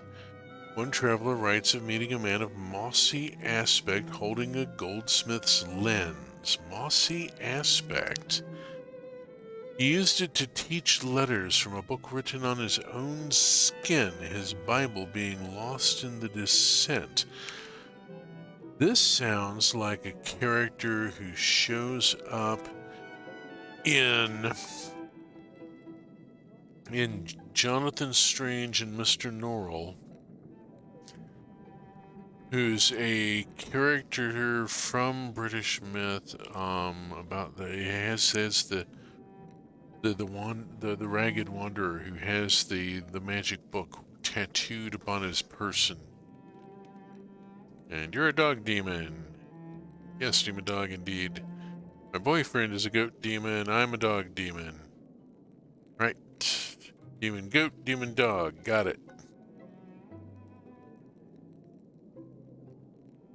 So the demon goat, yeah, we've found the demon goat's patron saint. We're so glad for y'all. Oh yeah. I used it to teach, okay, so the text suggests he sought to teach those varied forms about the Word made flesh, and each teaching left himself changed until at the last he underwent a sea change.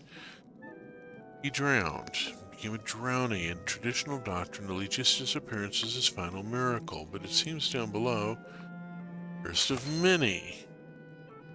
Okay, we've got the patron saint of rats. The second. The pages are goat skin. Oh. St. Tresigor, they say, came to hell half-eaten. He preached amidst the native goat folk who dwelled in its shadow. He learned the law of hell such that he was able to alter himself just as he altered them. He taught them language in return, and then, wearing his new face, he entered hell to preach the same to those that dwelled there. The text does not recount what happened after. I take the goatskin binding to be indicative. I close the book and rub the sleep from my eyes. I have learnt all I can from recorded history, but the text cannot interpret itself. Now I must decide what I make of the matter of St. Eligius. It isn't long until dinner is served. Person St. Eligius.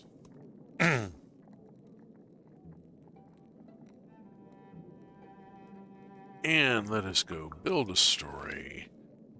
And go to Rat Hagiography and St. Eligius. Hot speech. Wells underwater. Rat Prophet King. Swore eternal gratitude. Joined congregation. And save and exit. Okay. I think we've got it here. Let's go down to supper.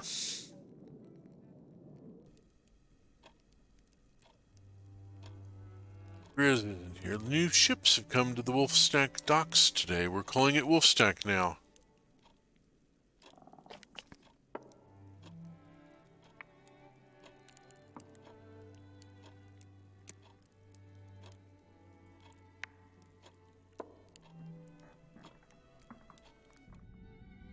Alright. Get the damage journal. Okay. Take the hagiography to Theophilus. That seems like the most straightforward thing to do. Still haven't gotten anything on as far as a bloody suspect for the murder. Gotta get a move on.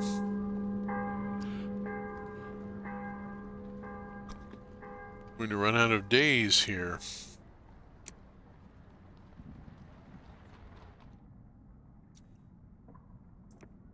Got to the morning paper before anybody else. Bazaar distributes Echo currency for purchase of food and fuel. The Echo has been introduced. Replaces the pound. We have our own script now.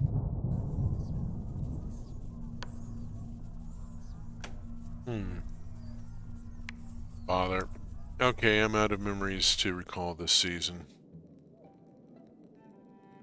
Can't do the recall the past anymore. Head outside. Let's see, where am I going? I can go to the Devil's Townhouse. Take the census with the Devils. Collect Virginia's opinion for Archie's manifesto. I'm out of memories to recall this season. Me too, yeah.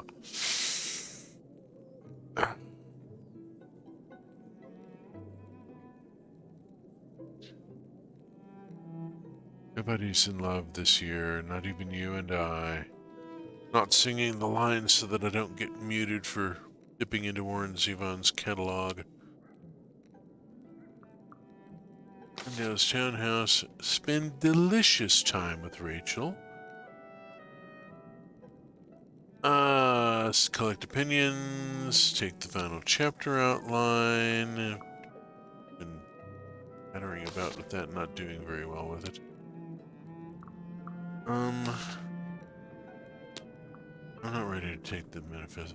Let's go speak with Theophilus about Algernon's baptism. Let's further the rat storyline. Theophilus may react poorly to the Devil's Fork. I should change. And get rid of the bloody academic robe as well. Let's go back to the black jacket. Thank you. Yeah, let's Not where a Spearfir's Fork.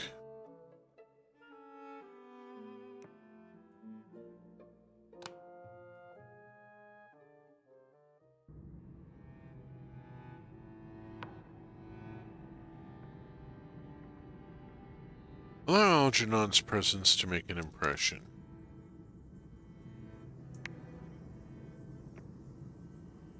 I like to consider myself a fascinator. Don't we all?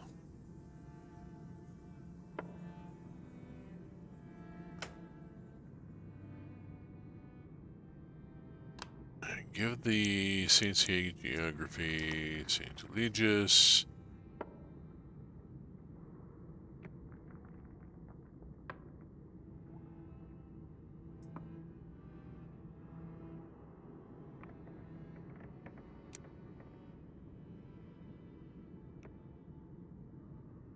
I wish I could say the same.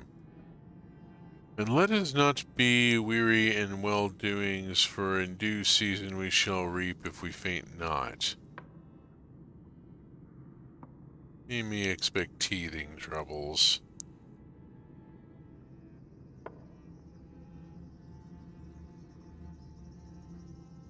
Oh dear.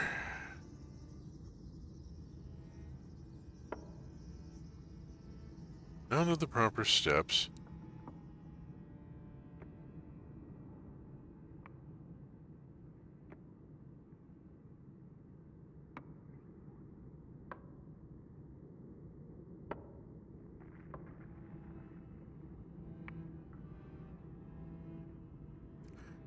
Lord knows it's one in the eye for this, sticking their noses up at the rest of us, carrying on like nothing's happened, and if you God bless yous and amens, and the world can keep from returning as it ever was.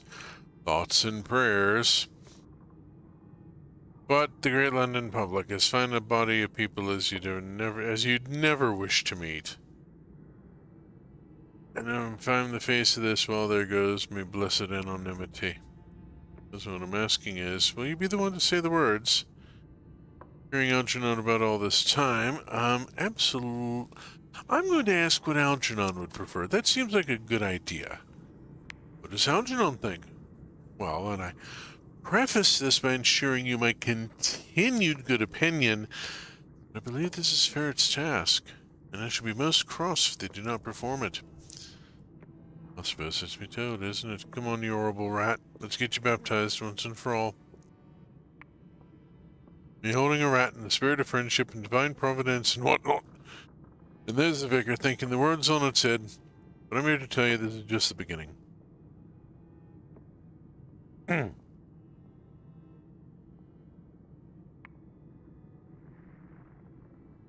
That's not getting upright again.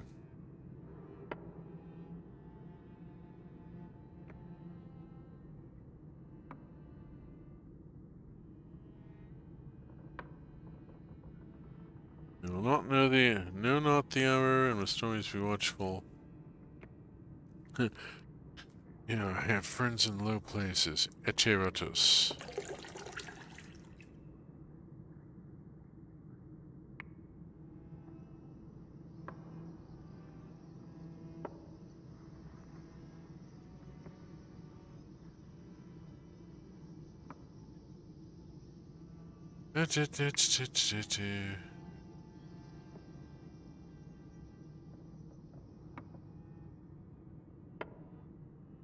Alright. You and I are going to have to attend services on the regular Algae. More of a hardship for you, I think.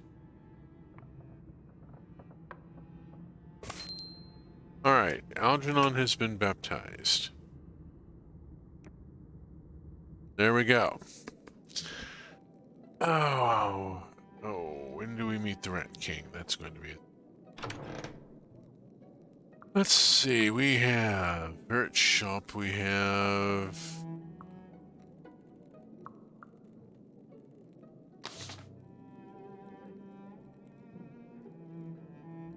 I'm going to collect Virginia's opinion for Archie's manifesto. I needed an opinion for the manifesto. Archie complained about it.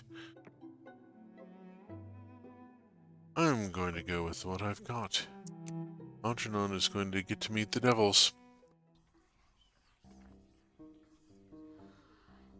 Ray Devil.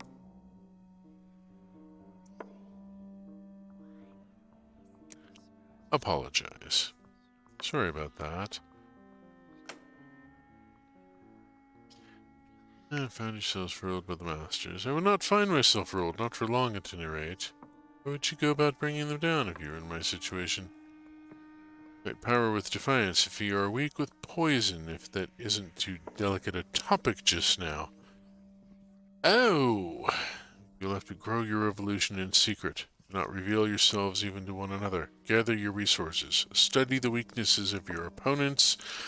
The masters differ from one another. You will need a different strategy for each. You'll want allies. Do not expect me to be one of them. Let's see. Happily succeed entirely. Annoy and distract the masters.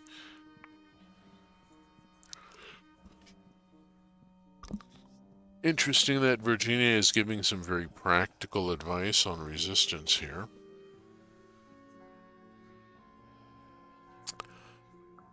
I'm going to be reserved with Virginia. She seems to be... You'll get yourself killed. Probably more than once. I dare say it will prove instructive.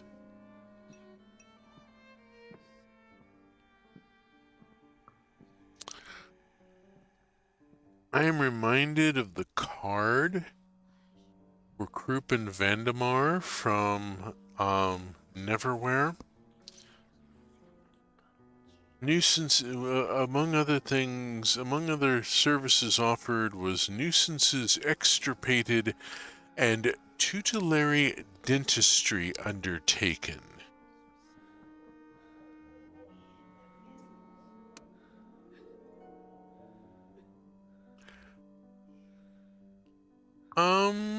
Ask a critical question in a reassuring way.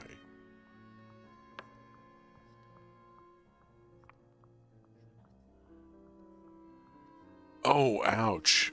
London consumes its own children. It does not need our aid. There's a Jonathan Swift reference here almost here. I have a modest proposal.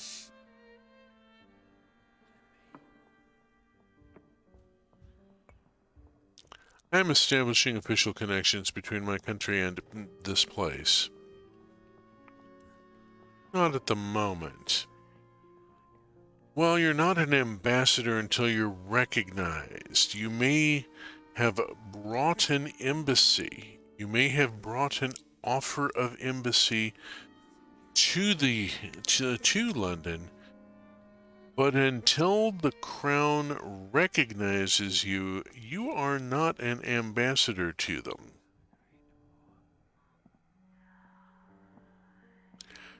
So, not at the moment. Well, if your status is pending, then she's quite true.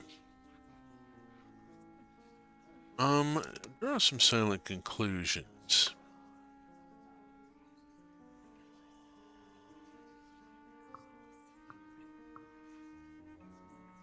I'm going to stay out of this entirely. We've reached the end of my time. At least you don't say whatever you're thinking, like most of London. But dishonesty is not alluring in itself. So pray don't feel I will pine for you in your absence. Met in revolution. Action. Got a story item.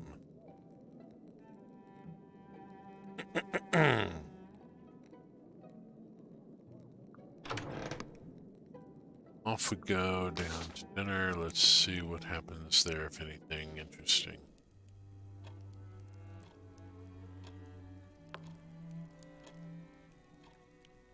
Who is your family? What is your home? When you say we, who is included? Name our lone little group of boarders. That's pretty much it. Cannot imagine another.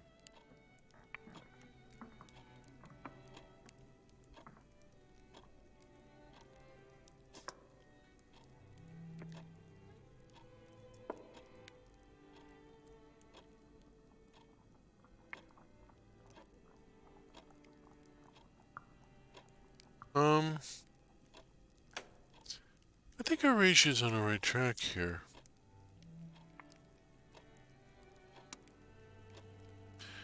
But then her whole thing is taking care of the folks that are here. So, review the day in the journal.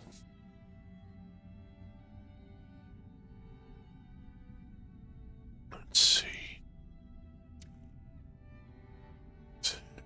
Trying to find someone to interview about the bloody thing.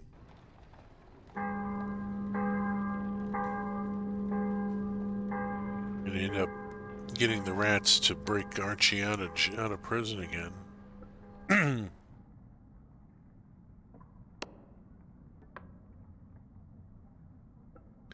Pigeon population at St. Paul's eradicated by overhunting.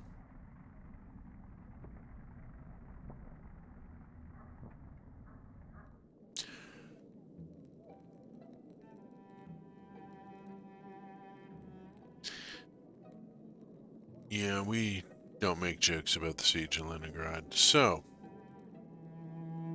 recalling the past is pointless. Building the story here. Mystery solution. I don't get at this.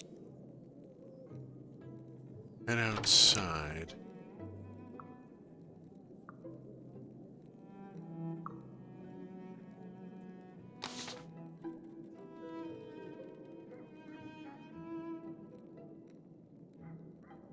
Let's poke at Phoebe for Archie's manifesto and see if anything else shakes loose.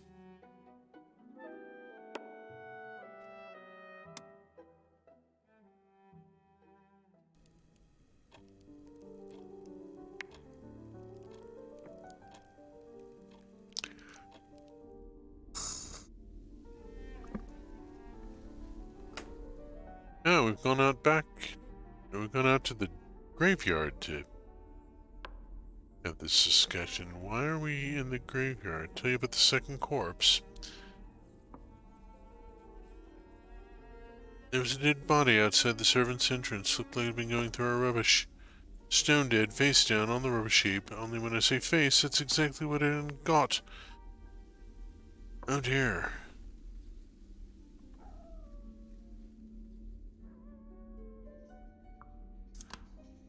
And what happened? With the mouse, she put a bag over its head so it wouldn't give everyone such a turn. Then she and the others washed the body just like they'd done David's and paid for it to be buried at a Christian grave.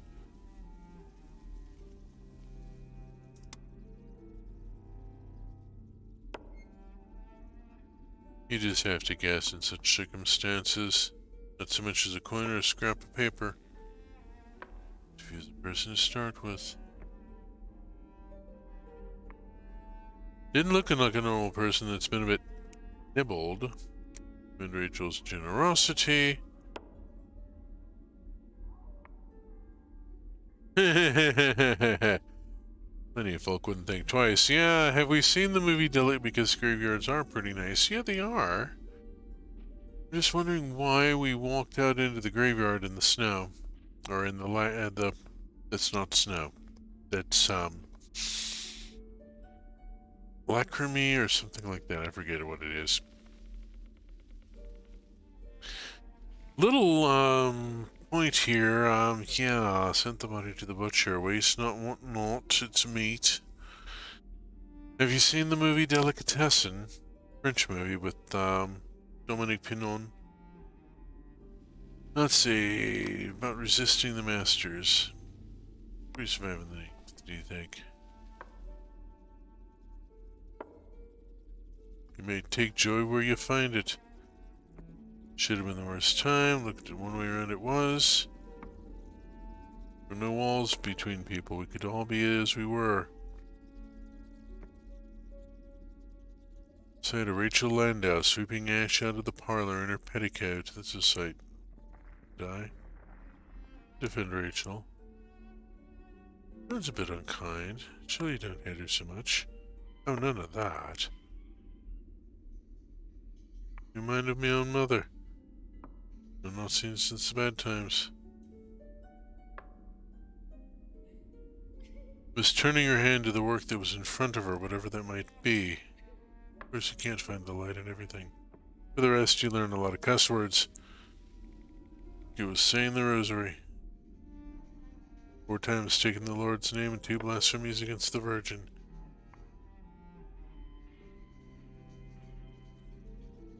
Oh, I've got a line in the current scene of bridge spotting where a fellow swears rather inventively, and Tony nods approvingly and didn't know he had that level of blasphemy in him.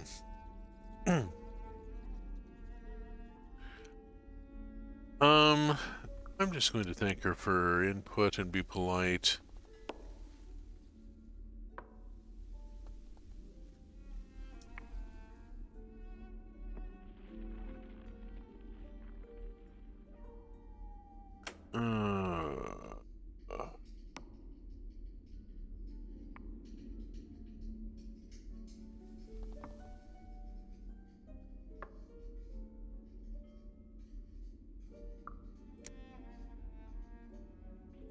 Did happen. So I went to serve Miss Landau breakfast, and there he was, sit on the end of her bed like a wandering ghost. But fainted dead away would have been no less than they deserved. Talk about her current preoccupations.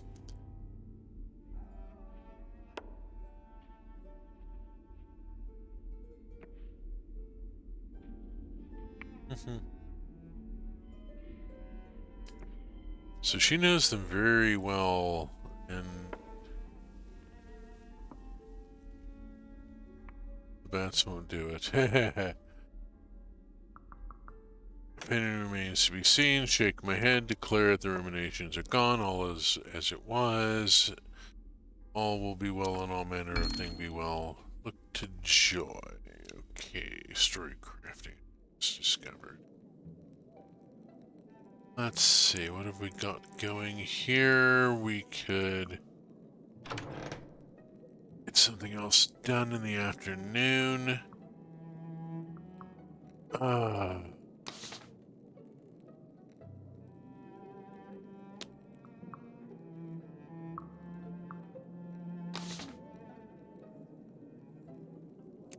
Let's give it one more try at this chapter outline. I don't want to waste too many actions on it. But at the same time,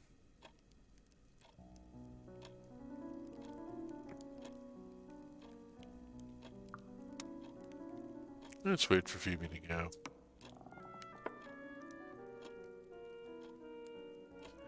Also pigeons, St. Paul's.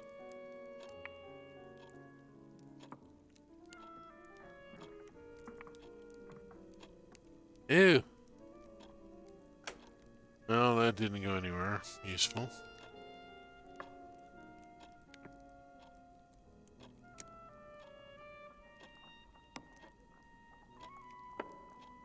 All is well, the radio sleeps snug, and then... Okay, and I think we've got it.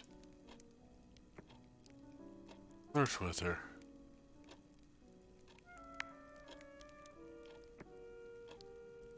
I can only offer my assistance.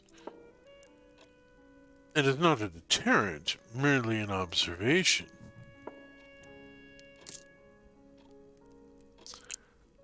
I'll offer my flirtatious thanks.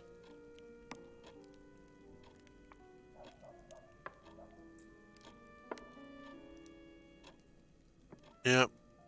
And I've been paid off, and that's the end of that. Let's turn the subject to our artistic friends and get back to talk about Milton. A phenomenon depicted is better than an explanation for that phenomenon. Show, don't tell. He abhors writing that is pretty at the expense of accuracy or a sentence that draws attention to itself. Strunk and White. One of the rules in Strunk and White's revised Elements of Style Omit unnecessary words. Rachel's not good at that. Alliteration is not permitted in prose or puns in any context. Oh, not allowing a pun? Hello. Scenes must be omitted if they contain nothing to surprise the reader. If it doesn't advance the plot, it goes overboard.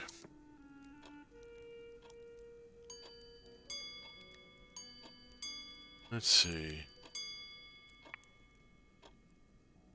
I'm gonna finish it. Distracting. I'm going to do a forget wanting to kiss Rachel. I don't show it.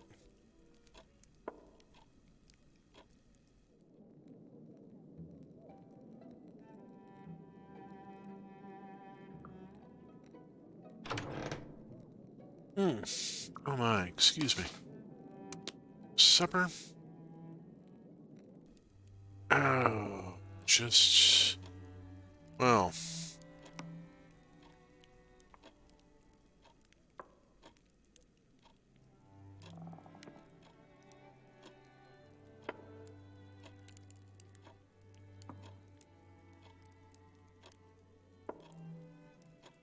she simply can't bring herself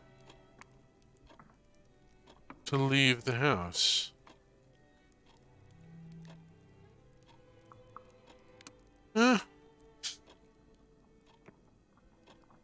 He seems to have something of a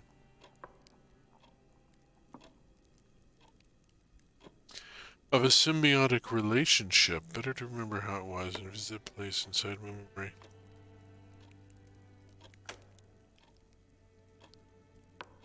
She seems to have developed a symbiotic relationship with the house.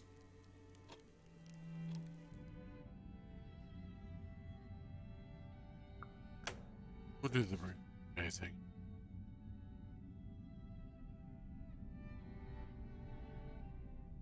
Oh, trying to figure out how to get a case to Harjit.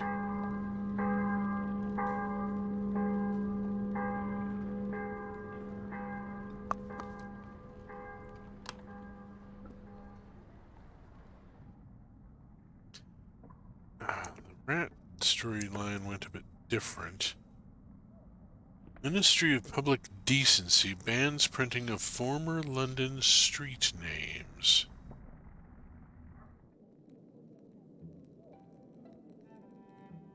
The new reality is being enforced.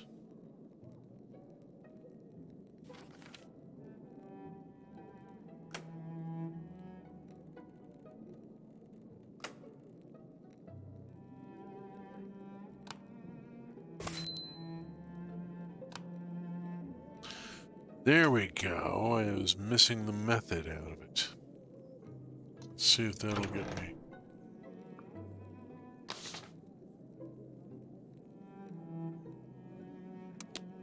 Go talk with Ivy.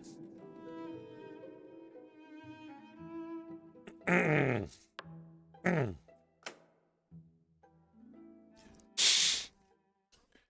we go.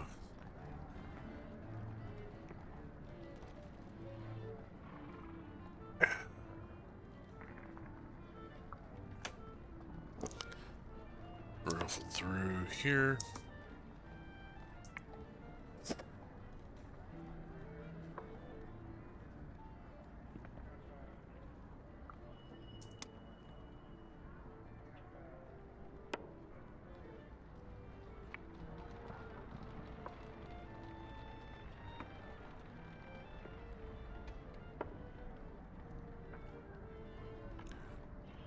I boast a bit of my difficult childhood.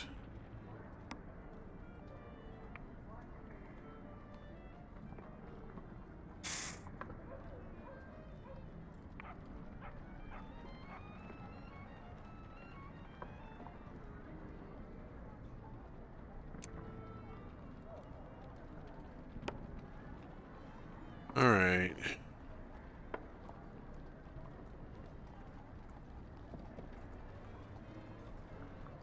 Why does she owes me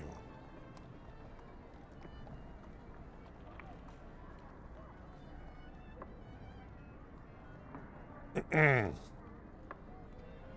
Alright. Now we've gone through this conversation before. I'm gonna bounce through it.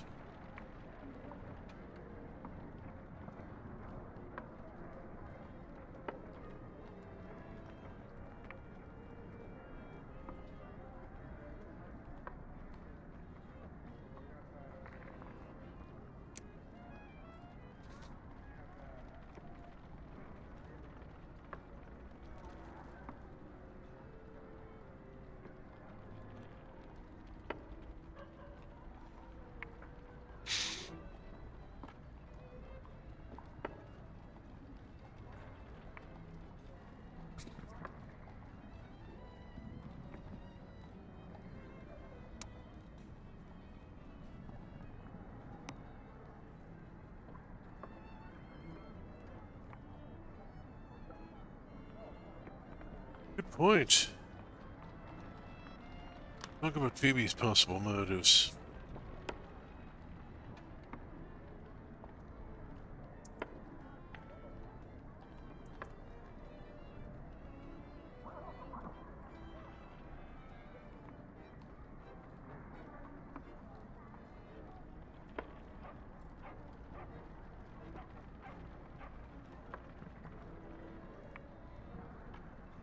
Oh, hello.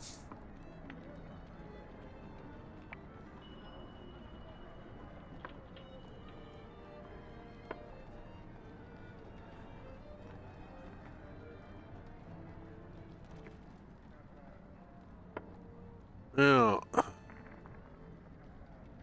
earn your oh, she's working for Ivy now?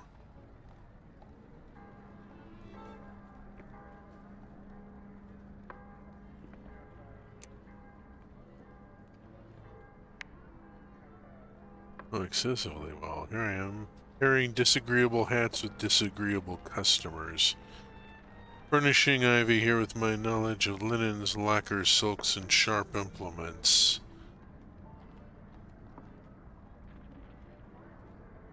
These days can kill with a word. A hat pin if push really comes to shove. An ingrate deserving being coated in honey and roasted over a slow flame. Ouch. Copper fires in the dark. Sure. Exceedingly busy. I have no time to discuss the past and yada yada yada. I'm staying out of this. Barkajan was really pissy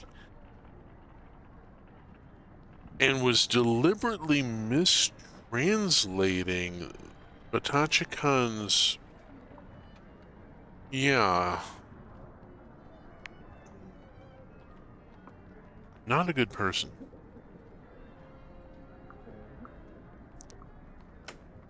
Let's be off now.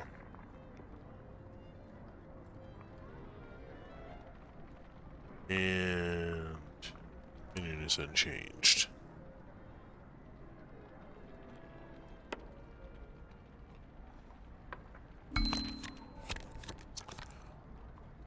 Ooh, 5 different actions.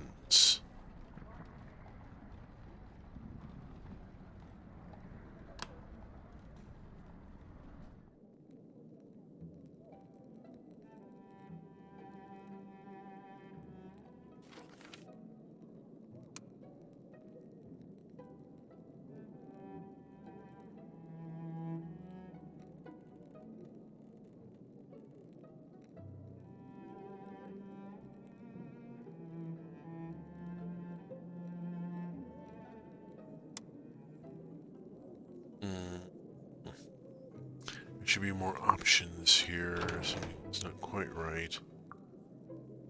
Let's go to Thrall Street and present my theory of the murder to Harjit and see if that'll expand it a bit.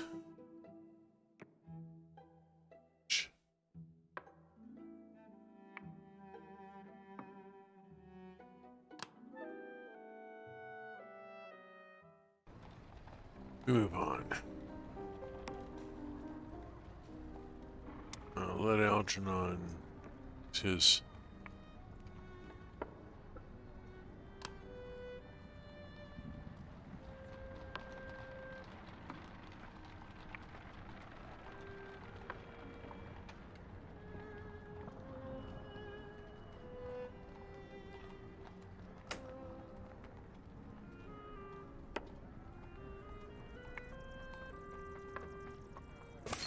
Yeah. Provided him a suspect. Let's see what happens. I was expecting maybe an opinion on it, but it seems plausible.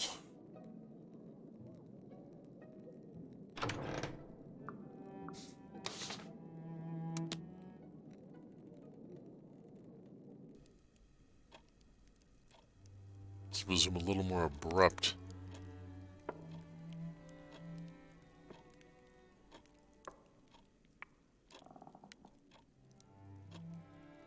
Alright, there is a way to break Archie out, but I'm going to need to wait and see how things go.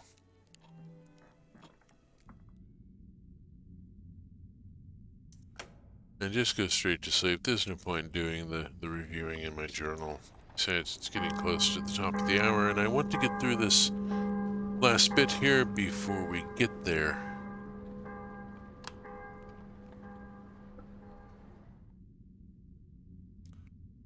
We were doing court this morning, ugh.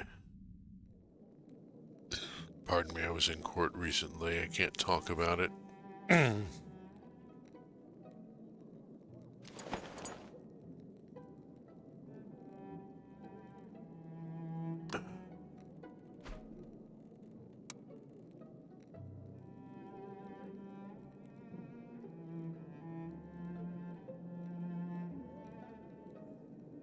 Taken together with the coat, these spectacles suggest a degree of indulgence and lugubrious emotion that exceeds the bounds of taste.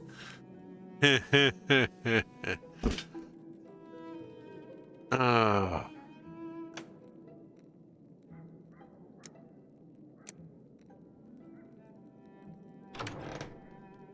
Only one place to go, that's the Old Bailey, and attend the trial.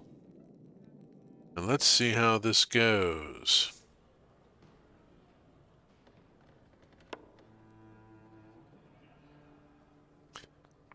If in fact you ever knew. For those of you new to Her Majesty's Justice, you find yourselves in the freshly repaired Old Bailey. Apparently we're to count ourselves fortunate that it is in good enough condition for us even to meet here. Okay. Let's glance at Archie. He does not feel I've done him any favors. Bloody hell.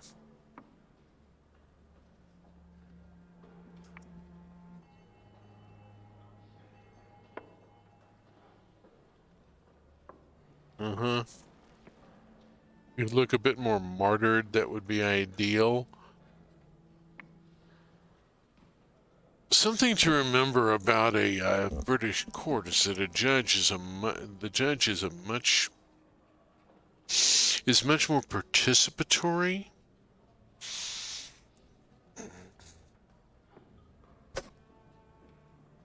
All right. Pay close attention.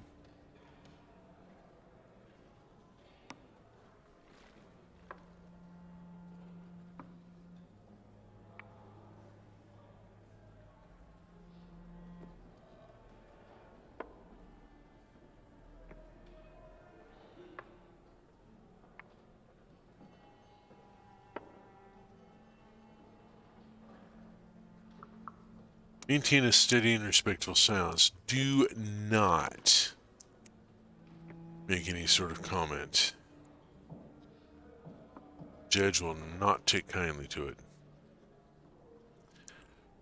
First of the day, Ivy Fitzclare.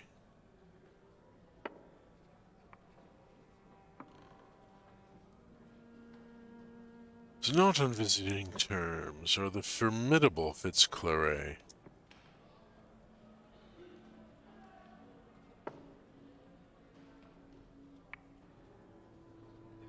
Pay close attention.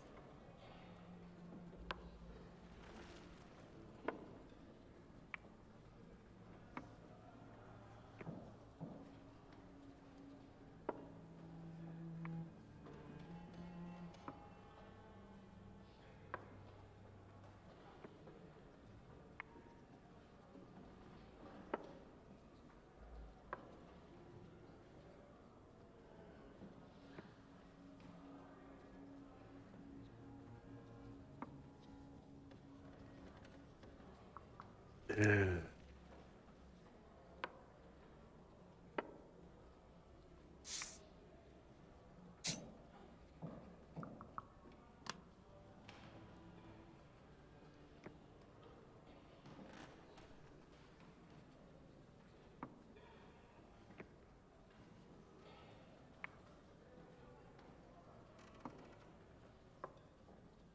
Since lawyers, unlike mushrooms, cannot be trained in the dark, I don't know.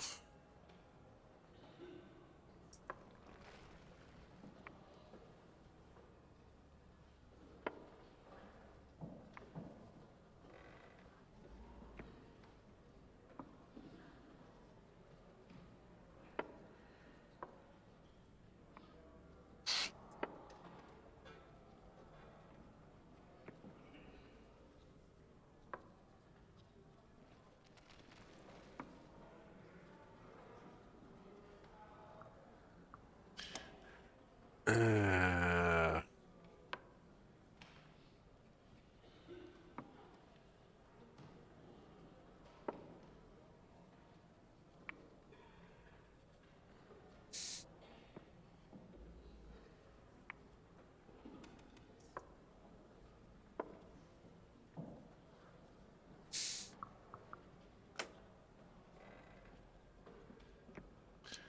Father.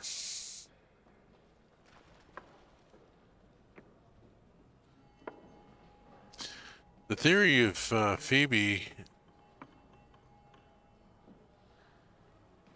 I'll make a last attempt to influence the jury.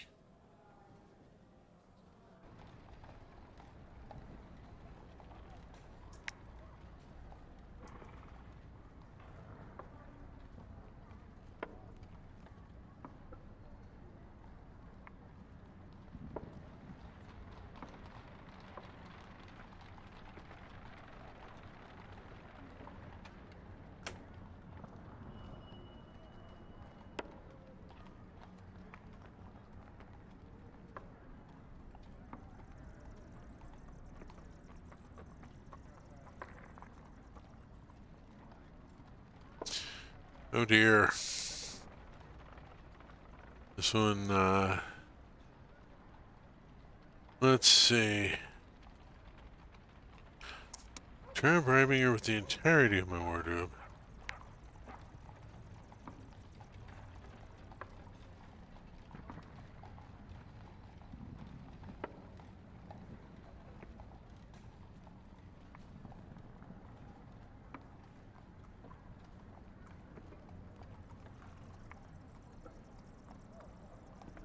I'm bribing the barrister. Oh, they've had a bit of a fight. Expensive as hell, but I got Archie out of there. Yeah, I don't have an outfit to wear at this point. It's all gone.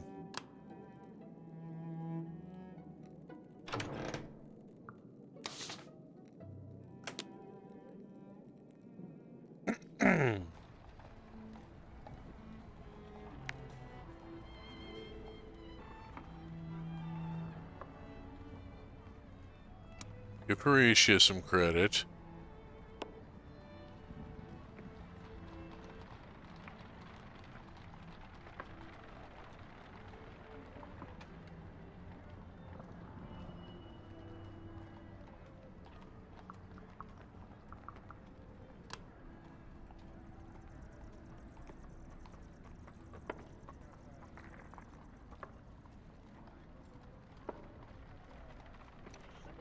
shine black.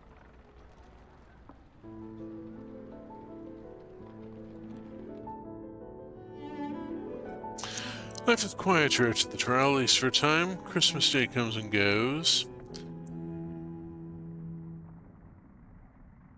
Flakes fall across London. They aren't exactly snow. And soon we're coming up on the 1-year anniversary, 1 year since February. And we roll forward to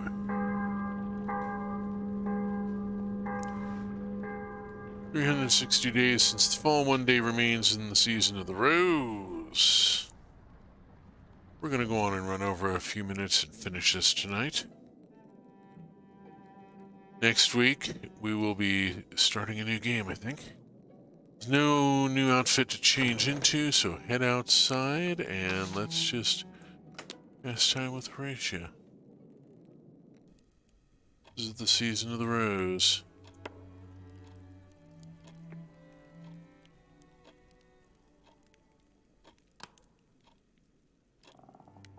Did you want to go back above? Seem right. I don't leave the house now. Where would I go?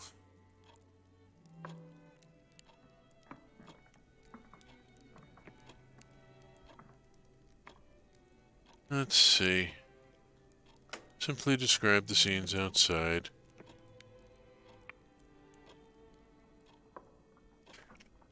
Oh, they're calling it the Feast of the Exceptional Rose. The fungal rose, more like.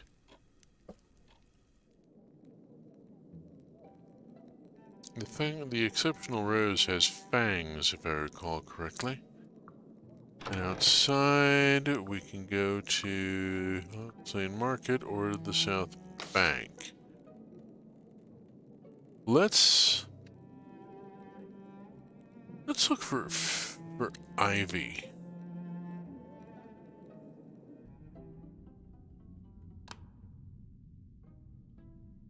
Off we go to the festival.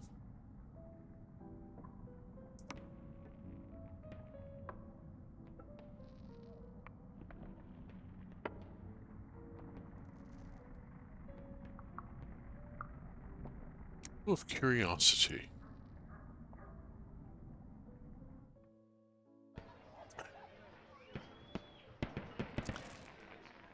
The tower that's sticking up out of the river, maybe?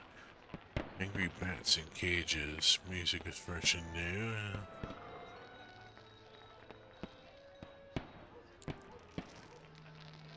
Check on Archie and Harjit.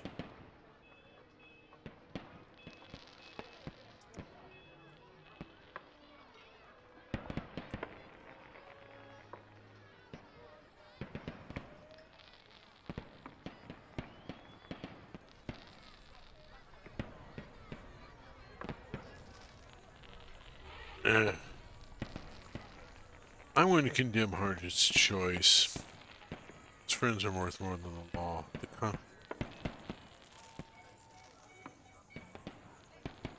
Yeah, there are some arguments here being made that I just don't want to unpack right now. This is all sorts of... They're not getting along. Forgive me for not calling you my friend after that. Decided to be a cop over everything else. Yeah, I didn't agree to shit, says Demon Dog. Yeah. Let's see, Oh, hey, Batacha-Khan! Here's his tentacles and emits a plangent honk. He is pleased to see me. Further burbles ensue, a great string. They signify the many setbacks his shop has endured recently. Smashed windows, lack of custom, unscrupulous workmen. Yet despite this, the challenge seems to be taken with equanimity, even enjoyment. He is carrying out what he believes to be a sacred work. Yes, of course he will meet with the issues. He makes a languid sequence of warbles, it indicates that he is grateful for my assistance. Further burbles ensued, a great gurgle of them. They seem to signify that other rubbery men have been emerging from the warrens, that he is securing a place for them in London. An anguished honk follows. It is a difficult process. There have been obstacles. A final low whistle. He reluctantly acknowledges that I may have been right. I wish him success in the future. He's done... I hope things improve soon. A determined warble follows. Potochin has no doubt that they will. Yeah, that... I like how he's a creature. Yeah, I mean... the rubbery men are something else again. We call them rubbery men because we have to call them something that we can pronounce, but they're extraordinary. And having such an alien species on the streets is good for people. After all, he is in charge. He alone. A series of halting honks introduce a difficult topic. Barkagin and what has become of her. He wonders, is there anything he ought to know? Further hasty warbles, so he knows where he ought not to go. I'm going to tell him the truth. Shork's quite close by, in fact. Makes an obscure utterance, half phlegm and half woodwind dissection. Indicates an ambivalence. In the end, perhaps Barkagin was right, he indicates, or at least not as wrong as he'd supposed. There were limits to his ambitions, and a warning that was ignored. Perhaps he might seek her out and hear what she has to say, but not now and not soon. After all, in the end, he came to pages alone. A final dismissive warble. He thanks you for your example and your lessons. He intends to rely on no one again but himself. A last, simple, but unmistakable honk. It is farewell.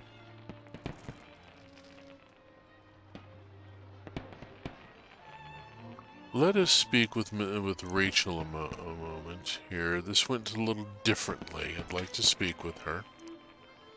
I can write now. I don't need Milton talking me through a difficult character. Or me. What I do now is more difficult than it was on the surface, but it's bitter work too. Was I any help?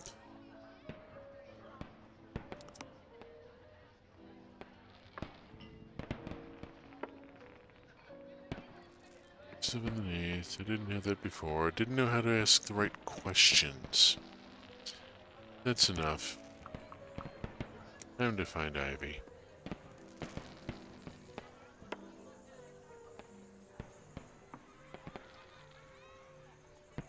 I'd like us to be friends. We've spoken of some difficult topics. There's a mite too much ministry in this feast for my taste. Thing most delicious. The fair, the foul, and what's between the two. Durian? I mean, if you want to say that's both fair and foul. Oh, hello, ferret!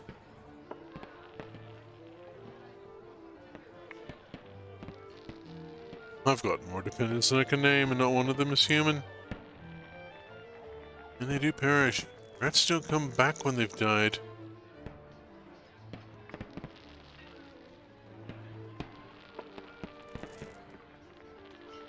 Don't say family. I wasn't going to. Let them continue.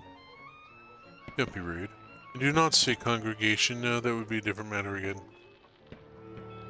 But I don't fancy calling ourselves a coven of witches either. This has gone on long enough. You had something to say. Only that we talked between ourselves and we see you as one of us, if you want to be.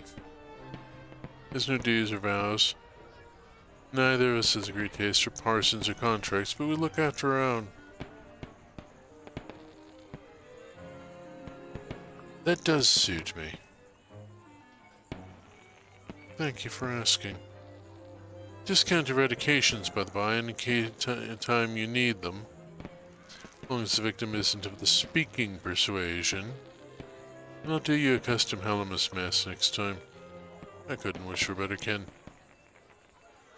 What you had before weren't no better born. But that's as I like it. A crime that we didn't commit, Romesh is up for more than that. You handle all trades, haven't you? Yeah, Romesh is... Well... Cue the fireworks.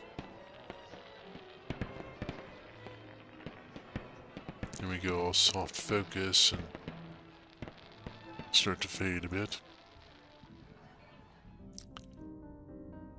Ivy begins planning for next Helamus. This time it will be grander and more sinister. Londoners have all the more to confess, or so she says. Barrett finds their place in the world forever altered by their actions at St. Albans. They become something of a John the Baptist, a speaker for the community of rats. Of course, they insist the rats can speak for themselves, but London prefers to speak to a human face. Barrett finds her days spent in councils and chambers advocating the cause of change, and with every door opened for them and the scurrying of little feet behind, the chance of those doors being closed again narrows and narrows. London's courts struggle with laws that no longer suit their purpose. The law of murder is only the first of many snags. Inheritance is complicated. Probate becomes a nonsense. Contracts written before the fall contain conditions and requirements that can never be fulfilled. Sometimes the laws are amended, sometimes the judges are corrupted. The Neath defies a strict application of rules. Harjit will be unhappy. This is good. But at least the cost this time was not as great as it might have been.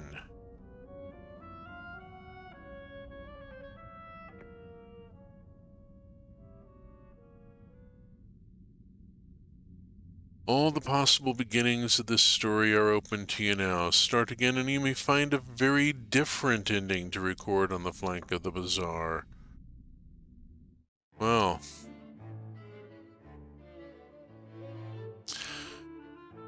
And we've come to the end of another stream. I'll let the credits roll here because these people deserve to have their names on the screen. I'm one of those people who always stays at a movie to watch the credits. Somebody should.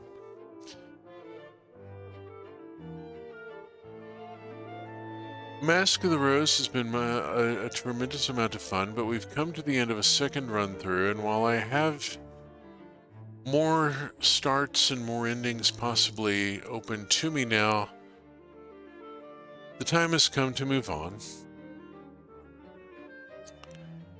I will be starting next week with Roots of Pacha. I'll be starting a new game of it. And I'll be taking some input.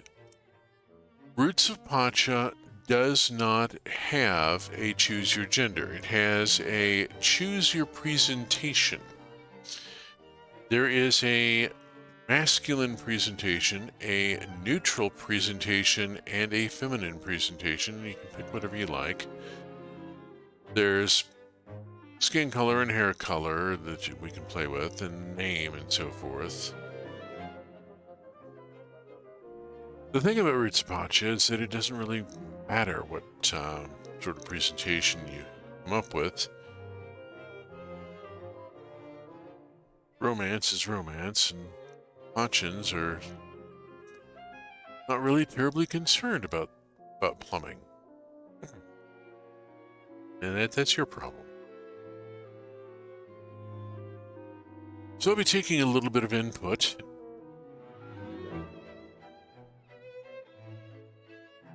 Arrive early next week if you want to get in on it and see how the game begins. This is a Roots of Pacha will be going for quite a long time, I expect. It is a Dawn of Civilization sim where you discover agriculture. sort of Neolithic Stardew Valley. It's got rather a lot to recommend it. I've played a couple of runs of it.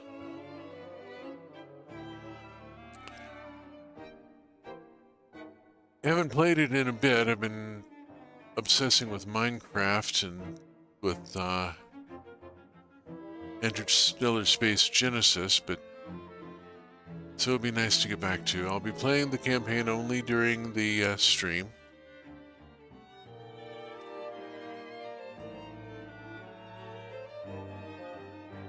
Let's see where we are. I want to make a pirate ship in Minecraft. What would be interesting is if you could actually sail it. We've got, I've seen quite a number of sailing ship builds in the last year or so. Server I'm on has a few in dock at the Nexus, along with a few other types of ships, but yeah, it's kind of a thing. It's hard to find information on ships during the golden age of piracy. Yes and no. Depends on the source. We should talk about that. I've actually done some research.